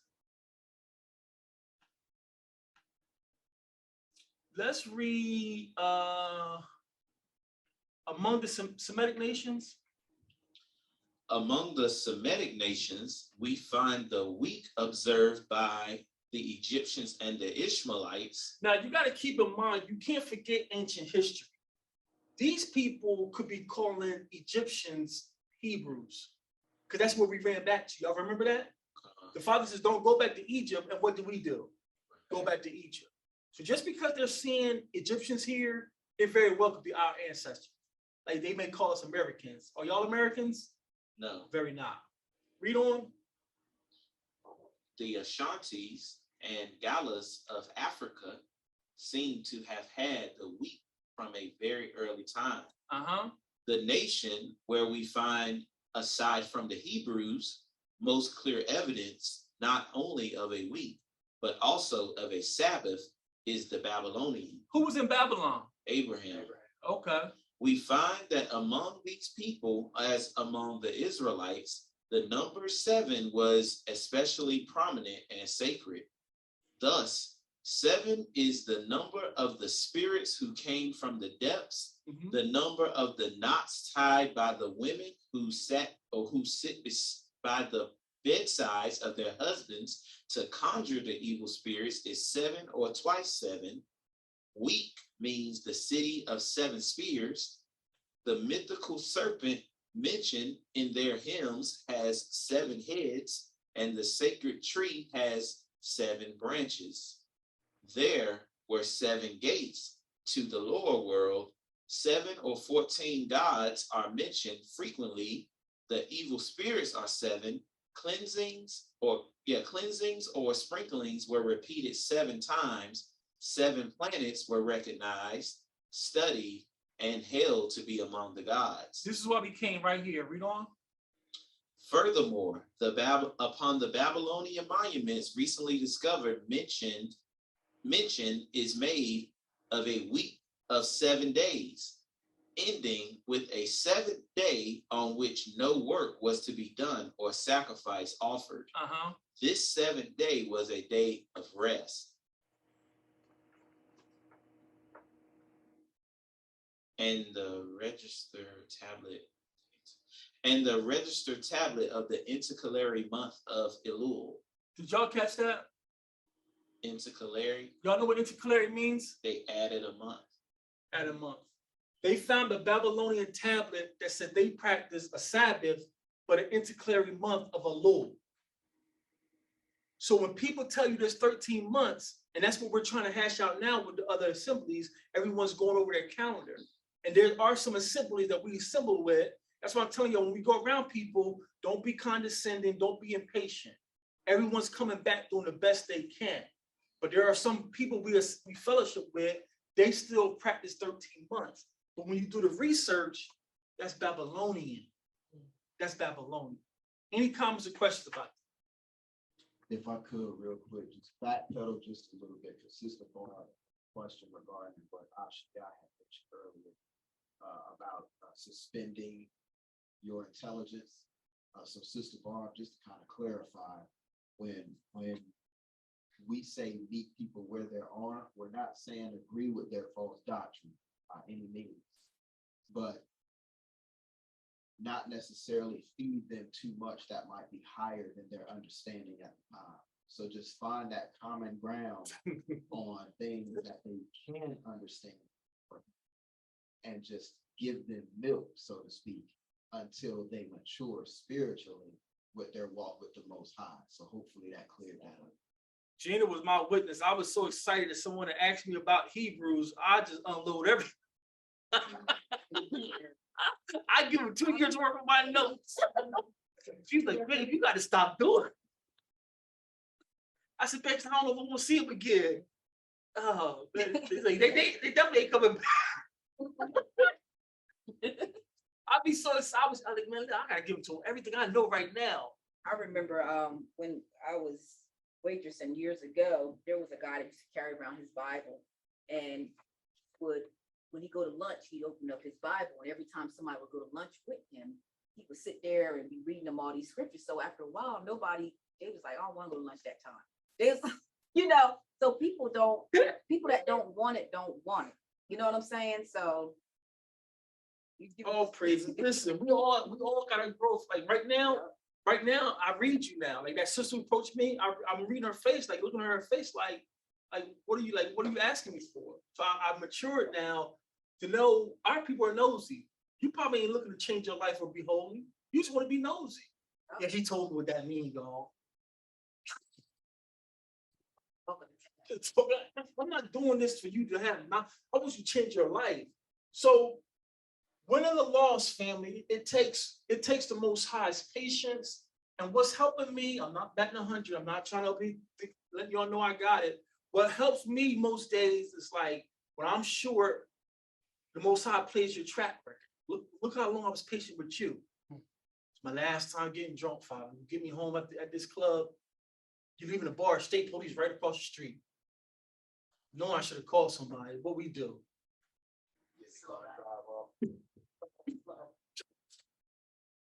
Roll the window down, get some air going.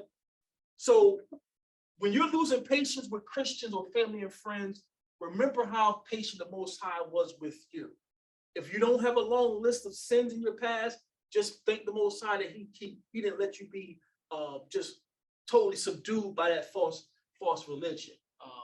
So one more example of Hebrews twisting truth. This is the last example. Years ago, I heard a teacher say, invite the congregation out to celebrate tabernacles with him, not tabernacles, Salakia, atonement. He's inviting the family to celebrate atonement. And again, this was a brother who wanted my input. So he sent me the video. I don't go around social media trying to be super Hebrew. People who learn it, they said, well, what you think about this? So this brother sends me a video, and I said, all right, I'll look at it.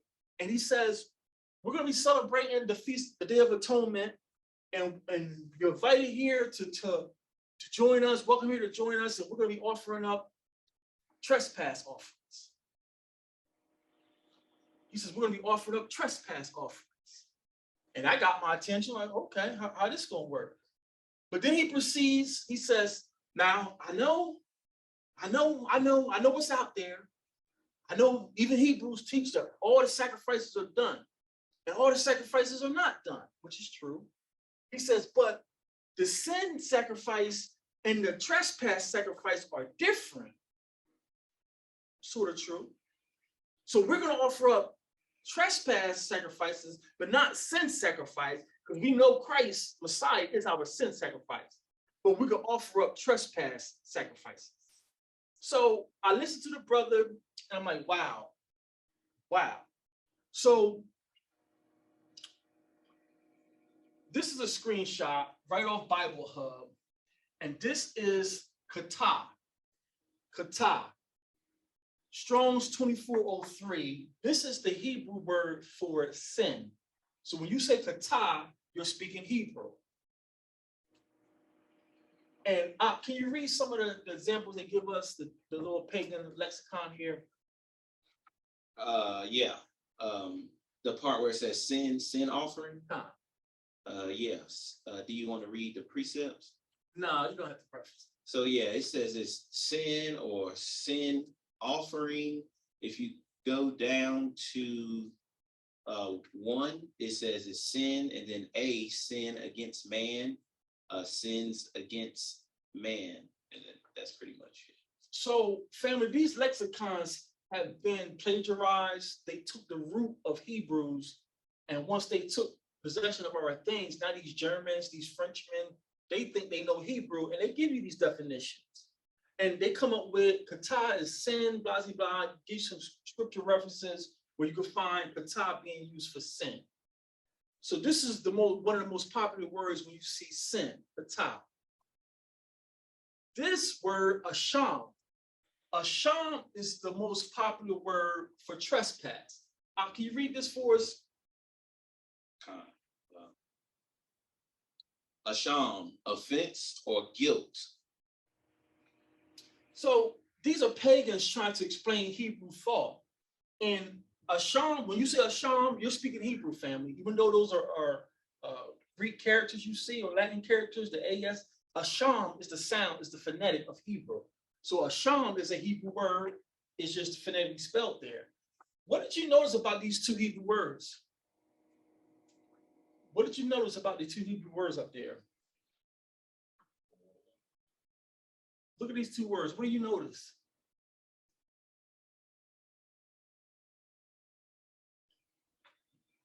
No one noticed it? Masculine and feminine?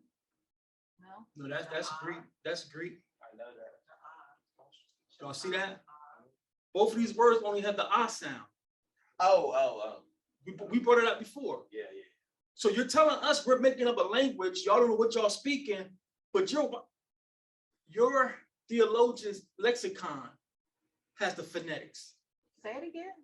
Yeah. See how they spell the phonetics of them? But that's another. Kata, asham. It's only the short A, what we speak. Korean short. Hey, You heard, hey, look, see, just like He had that coffee. I'm gonna go my coffee. Coffee started. Sister Korean earlier, she said, Some coffee. Yahweh Shai. yeah. For me, I was over here like, but I didn't want to like stop the flow. I was gonna say something at the very end about that. See, we was on the same page, but yeah. Just through the scholarship will bear witness if it's true or not. But here's a lexicon composed by pagans, but you're putting what we're learning here. But when you get these Christian apologists and they speak of some Lashawan Kadash, they done made up in their bathroom. But this lexicon comes from a scholar. And it's only got the short A sound. So this is let you know we're on point, family. But these lexicons are made by pagans who don't know our culture. So kata and asham are Hebrew words. We wouldn't have that apostrophe, right? No, apostrophe is garbage. There's no apostrophe, no hyphens in our language. We wouldn't need that second I. No. So this is the first word, asham, And this is the second word, kata. Because those lexicons, family, don't really give us the magnitude of what these words are saying in our tongue. So take a few minutes. Here's another exercise. And y'all see if y'all can process these two words, asham and kata. And just it's hints on the screen because I underlined the common denominator for these two words.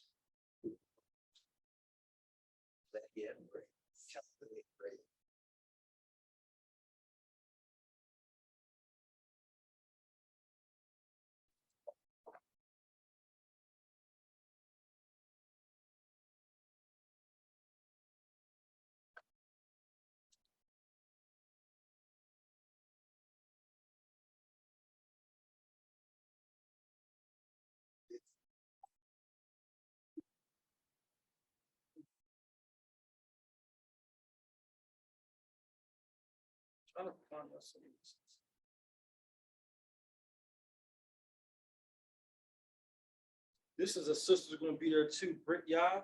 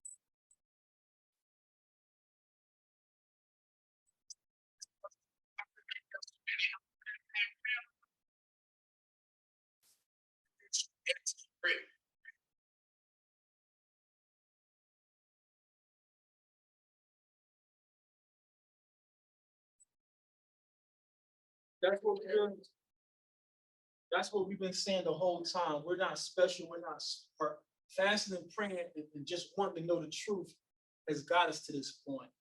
So that was Sister Brit Yah. She's going to be at the Fall Festival, but that was a feature of Brother Naviel, but you can find that on Apple Music, Brit Yah, Fast and Pray. So we have synonyms, but the most popular word for trespass is asham. What can you process, or how can you process asham, family? Anybody? Asham, how can you process this? What is the Hebrew speaker? What is the Israelite saying? Asham. The pagan says a trespass, but we would say asham.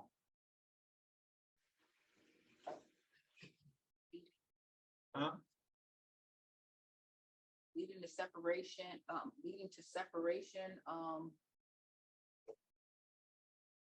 You on a trail. You on a trail. We went over this once. That's a good way to use it. Chaos. So these two sisters are on point. One way to process a sham is the ox head could be used as leading because that's the animal you use to lead your plow. You take an old ox because he knows with a young ox and they plow the field. So the old ox will lead the way. So leading, and then the shah here, Gina says to destruction because the two front teeth, you destroy your meat, you separate your meat. And then the water is a metaphor for chaos sometimes. So that's a very good way to process a sham The pagan says a trespass, but you're leading the way to destruction or chaos. So that's a good way to process that. Any others? Any others? Leading to the separation of the power. I pretty much was more so with Shamaria, the leader that joins the destruction or the leader that separates from the flow. Because I'm trying to keep it in context with trespass. Right. So I would just say the leader that separates from the flow. Absolutely, because what you just did is leading you to separate from the flow of the Most High. You just committed a trespass, but it's leading you to away from the flow of the Most High. And you know it's so true because it's guilt in English. When you feel guilty, you withdraw. Now I don't know if I want to go to the Most High. What did Adam do when he hid himself? He was ashamed. He was ashamed. You see, I didn't need us to speak. You see, I didn't need us to speak. I didn't even catch that. Ashamed, you committed a trespass. Don't run. Wow. You see, I didn't need us, family. Wow, I didn't catch. That's why I love. I know when we get together, the spirit's here. Start today. Right. So, Asham, all y'all are right. That's why I love our language. It's power. Something is leading you away from the power, or something is leading you to destruction and chaos. It's a Asham. It's a shame. What are the odds of them, one of the words being used with the ox head as the first character, and one of the biggest ones that we remember is the golden calf? Come, led you straight away from the Most High. So, and that's the way I was going to think for y'all in my memory. I processed it as something strong. Something strong is leading you to destruction. That's what I processed it. Something strong is leading you. That's how I processed the opposite. So all of y'all are right. That's why I love this language. There's multiple ways to process these clips. How about kata? How can you process kata? Give him a mic. Go ahead. Separated part of, I don't know if this, I'm gonna say separated from the mark of the breath of life. That's good. That's the same thing. That's the revive. Kata, you just separated yourself from the mark of life. Ha means life. Ha comes from Yah. So kata, you didn't commit a sin. You just separated yourself from the mark of the Most High. Don't wait till Sunday. You need to repent right now. You might not make it to Sunday. That makes sense? So this brother, powerful teacher on got a social media platform, everything, he told people that it's okay to sacrifice trespass offerings for atonement because trespass and sin are different. But when you see, they're not too much difference. But let's go to the text, Shamaria. And to be fair, he pulled a verse.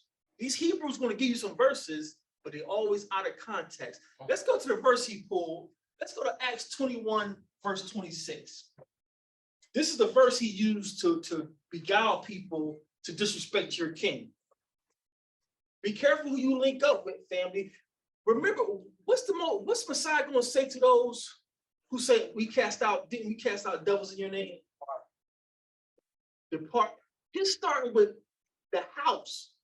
He's starting with these mighty Judas, these lions of Judas and priests of Judas and priests of Yahweh's. He's starting with these folks. Y'all see why I'm so fearful when I'm up here? Y'all see why I'm begging y'all to verify this stuff? Because if I got it wrong, come back. I'm nobody. Shemariah's here, he'll tell you. We had people coming out. Did you see this? I gotta correct that right now. It's no big deal. That's why I push y'all. We're no longer sitting here letting the man tell us how to be saved no more. Them days are over. Them days are over. You're responsible for your own salvation. Dang, I got one hallelujah. Hallelujah. I got one. Y'all. I want it back. Y'all. Go ahead now. Acts 21, verse 26. Shimon? Y'all there. Acts 21, verse 26. Read. Then Shawal took the men, and the next day, purifying himself with them, entered into the temple to signify the accomplishment of the days of purification, until that an offering should be offered for every one of them. You see, right there, Paul and them offered offerings in the New Testament after the resurrection. You see, all the sacrifices ain't done away with. This is how he used to justify that he's inviting people, encouraging people to offer trespass sacrifice, because they did sacrifices in the New Testament, and this is Paul. Family, can you read it again, Shamariah? Then Paul or Shawal took the men, and the next day, purifying himself with them, entered into the temple to signify the accomplishment of the days of purification, until that an offering should be offered for every one of them. So he's seeing the word offering, and see, they're still offering sacrifices in the New Testament. All the sacrifices are not done. And he did just what the devil did to Messiah. A little bit of truth, with a little bit of lie. Did he say what type of offerings were offered here, family? No, right? He just said offerings were offered. There's multiple offerings for the Most High. Did y'all know that? That's why I tell y'all, if y'all want to offer him offerings of thanksgiving, you can do that.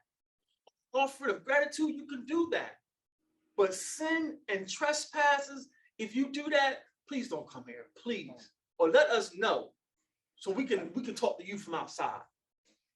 You are in grave danger thinking you offering trespass and sin sacrifice. Let's go and give you some text. Let's go to Leviticus chapter 5. This is why it's imperative that you learn Torah, family. Don't let no man talk to you because he got some great background. He done rented this great building. And I don't care about none of that, fam. I'm not here to make friends. I'm here to build soldiers. I don't care if you don't like. You don't have to invite me nowhere. Leviticus 5, verse 14. Shema. Leviticus 5:14. Read.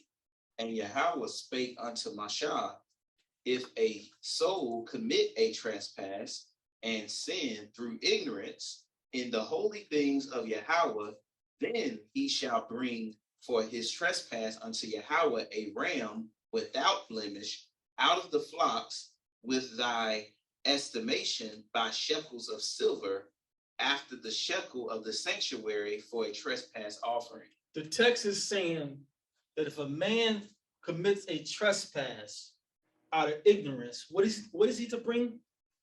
He is to bring a ram without blemish out of the flocks. A ram without blemish. The text is not saying sin, it was a trespass. But you still got to bring what? A ram. A ram without blemish. And family, just to speed this up so we can move on and eat. Yahweh Shai. What is this ram going to be? What is going to happen to this ram when you bring him? Sacrifice. What's going to come out this ram? Blood. So whether it's a sin, whether it's a kata or a asham, I still need blood. So what are you talking about? You can offer trespass offerings, Mr. King Judah, Mr. King Rabbi, Prophet, Mr. Mighty Priest. You got people going to hell because you twisting the text. But I'm going to always put the pressure back on you. You letting people lead you to hell when you don't go verify this information. Anyone telling you you can offer trespass sacrifice, it's causing for blood. What blood is covering you right now? That's the only blood I need. That's the only blood I want. So this man twisted the text. I'm like, yeah, a trespass and a sin is different. And it sort of is, but whether it's a sin or a trespass, opposites bring me blood. Not only blood, but unblemished. Now, for the sake of time, at one point, Abba is so merciful.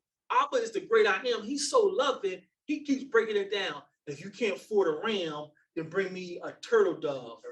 If you can't, and then if you can't afford no flesh, bring me fine flour. You see how the Most High wants you to be with him? If you poor, you can't have an excuse. Well, Father, I sinned, but I can't afford no ram. Father, go get some flour then.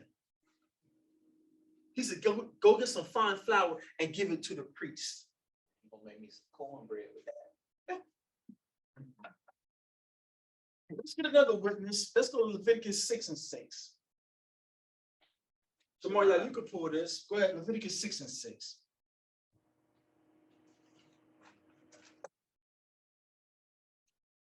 He shall bring his trespass offering unto Yahweh a ram without blemish out of the flock with thy estimation for a trespass offering to the priest. Unto whom? Unto the priest. Where's he going to bring it to? Unto the priest. Unto the priest. Now, all of us as a nation, we're priests. But what set of priests he's supposed to bring this to? Levites. Why?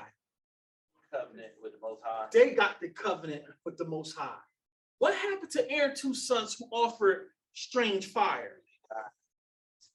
So what you think you want to do? You bringing the Most High trespass and you're not from Aaron. You see what we got going on inside the Hebrew community? You get all these transitions, nice little setup. Oh man, it looks expensive. Got smoke going through your little video, incense, got ram's horn. Bless Yah, you are priest Alazar. And you got silly people. Come, oh. If you offer any sins or trespass, please don't come back. Please. Let's read on up. And the priest shall make an atonement for him before Yahweh. Who? And the priest shall make an atonement before him, before Yahweh. You waking up in captivity learning Hebrew should offer atonement. And the priest shall make an atonement for him before Yahweh. And it shall be given, and it shall be forgiven him for anything of all that he have done in trespassing therein. Okay. Keep going. We're gonna go to verse 7. Yeah, that was 7. That was 7? Mhm. Leviticus 6 and 7? Mhm. Okay. So the points we're driving home, family, even though this is a trespass and it's not a sin offering, it still requires blood if you have the money. If you don't have the money, you will accept flour. But for the most part, he still wants a blood sacrifice, and you have to bring it to a Levite.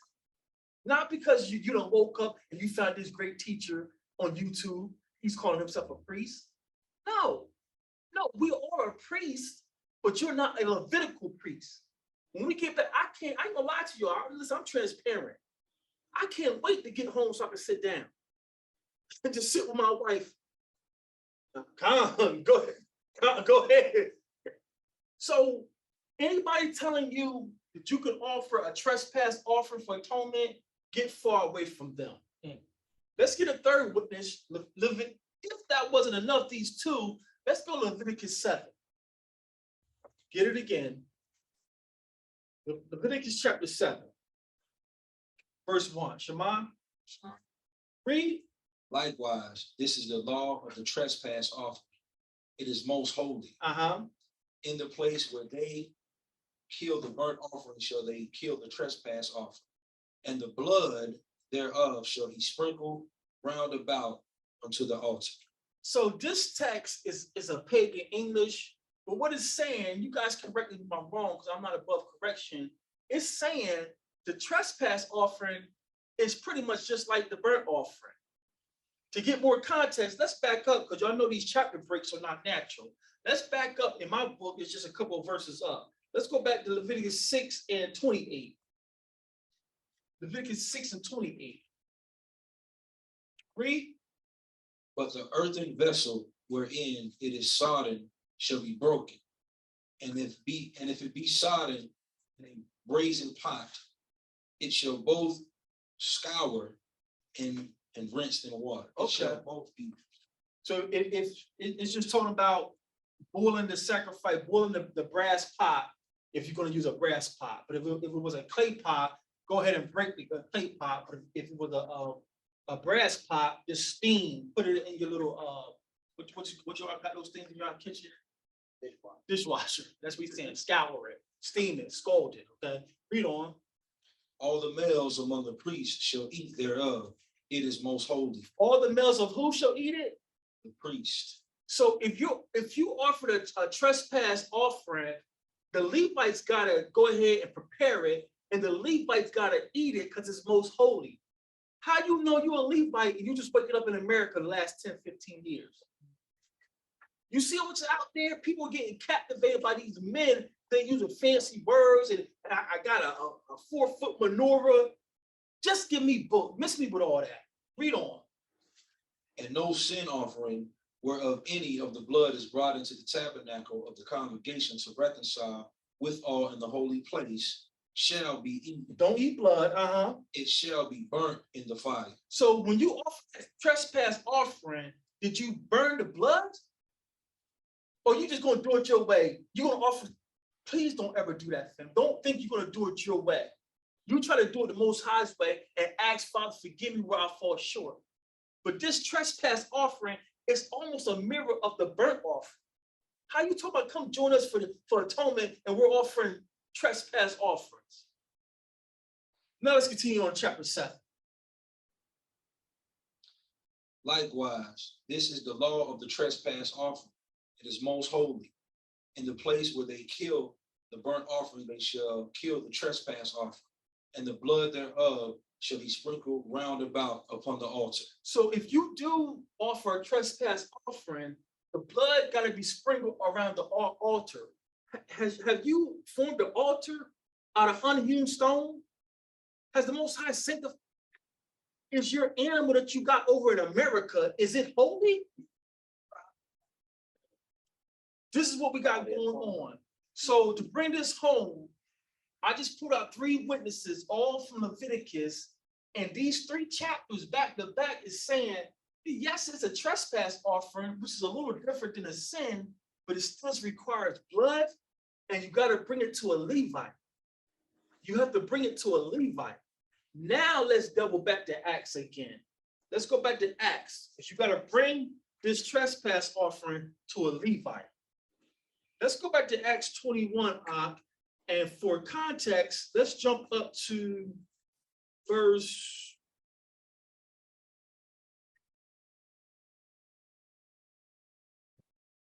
Let's go back up to verse 17. Acts 21, so Acts 21 and 26, all of them offered sacrifices, right? But the text didn't say what type of sacrifice it was. Now let's get some more context. Let's start at Acts 21 and 17. We're going to wrap up.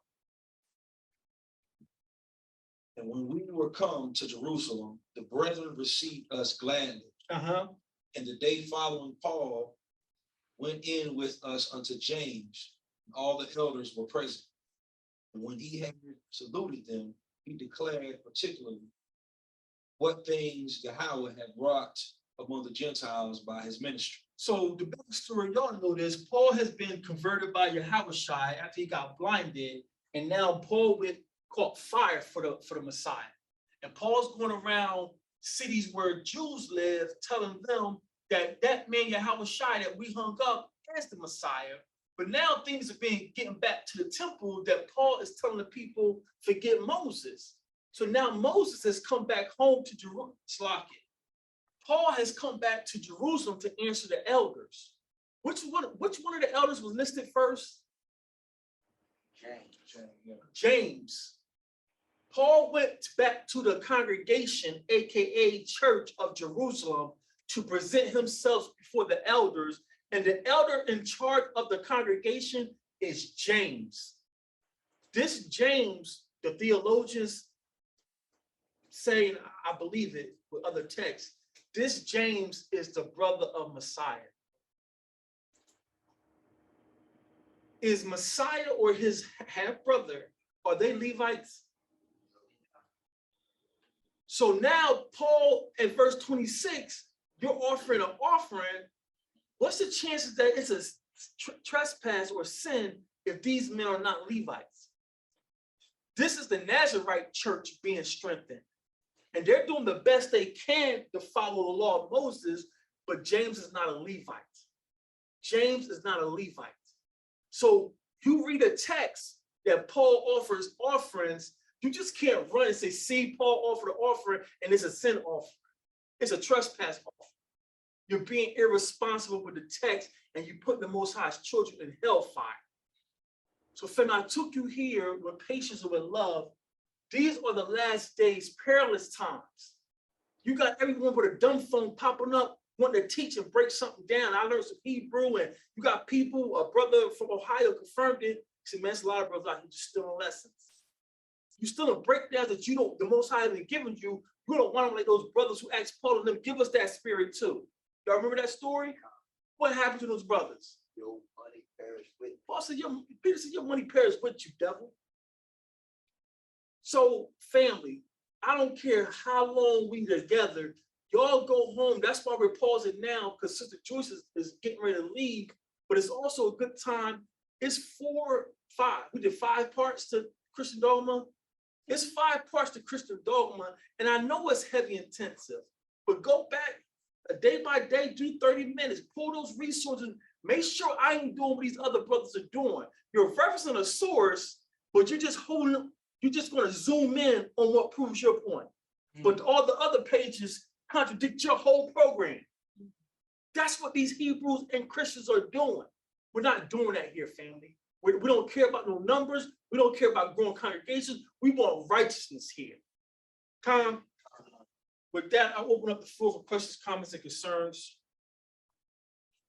This is just a fellowship for Sister Joyce so she can be armed with strength and truth if she can't join us via a virtual class. Any comments, questions, or concerns? I just wanted to give all praise and esteem to how the name and how it's God. Just like I alluded to a little bit earlier with Maria, I just wanted to just honor Sister Corinne because we'll honor the Most High because of what he's doing to his people and to Sister Corinne, because I remember not too long ago, Sister Corinne was saying how it was hard for her to pronounce the name of the Most High and his only begotten Son. Not only did she pronounce the Most High Yahweh, but she also said Yahweh Shai. So I just wanted to just give thanks for that. Just because, man, we say it, we might not say it enough, but y'all, the generation after us getting up into Abijah, yours, and right after y'all, like my mother and aunt and uncle, people get stuck in their ways. So the fact that you were willing to, throughout these couple of months, you hear it, and it's been times you might have been trying to, but those are the things like becoming like little children. Children don't say, I can't pronounce my ABC, so I ain't gonna do it. We sit there and have them, and just that right there, that's an act of humility. That's an act of submission. So, I just wanted to, throughout everything that was spoken today, I just think that is a good, just a salute to the great I am. That he can, man, there ain't nothing that he can't do if he just be obedient. Trust him. All praise. All praise. All praise. Any others? Anything else? All right, fam. Just remember next Saturday. Right? Are you willing to come open up the Abaya? So next Saturday the Abaya will be open, and if you brothers don't have anything, you guys can have open study or play old classes. You don't always have to. We were just saying. I was trying to nominate Sister Joyce as our activity coordinator. Now she's leaving. But I was telling Sister Joyce that when Saturdays is not the true Shabbat, sometimes we can come together and bowling. Like me and Gina are very. I'm an athlete, so I'm competitive bowling. So we can come together some Saturdays and feast and have an activity, because these classes are heavy. And the reason why these classes are so heavy is because there's so much egos out there, so much I want to be right and I want to grow my numbers. So I gotta give you all these witnesses that you can go verify. So taking a break one Saturday just to fellowship and hang out and find out who can shoot pool and who can't shoot hoops, it's all right, Oh, yeah, you can't. Sister Corinne, if you want to take us foraging one Saturday somewhere, we can do that. Like, we don't always have to come here, and have these 2-3 hour, because we have like over 200 videos on the channel over these years. So that's enough material to keep everyone. I go back, I be telling y'all, like, I forgot we even brought that. I'm forgetting sources we brought out. So sometimes we can just take a break and just fellowship and be bruised and just have a good time. So I do work. Of all hearts and minds and clear, we're gonna stay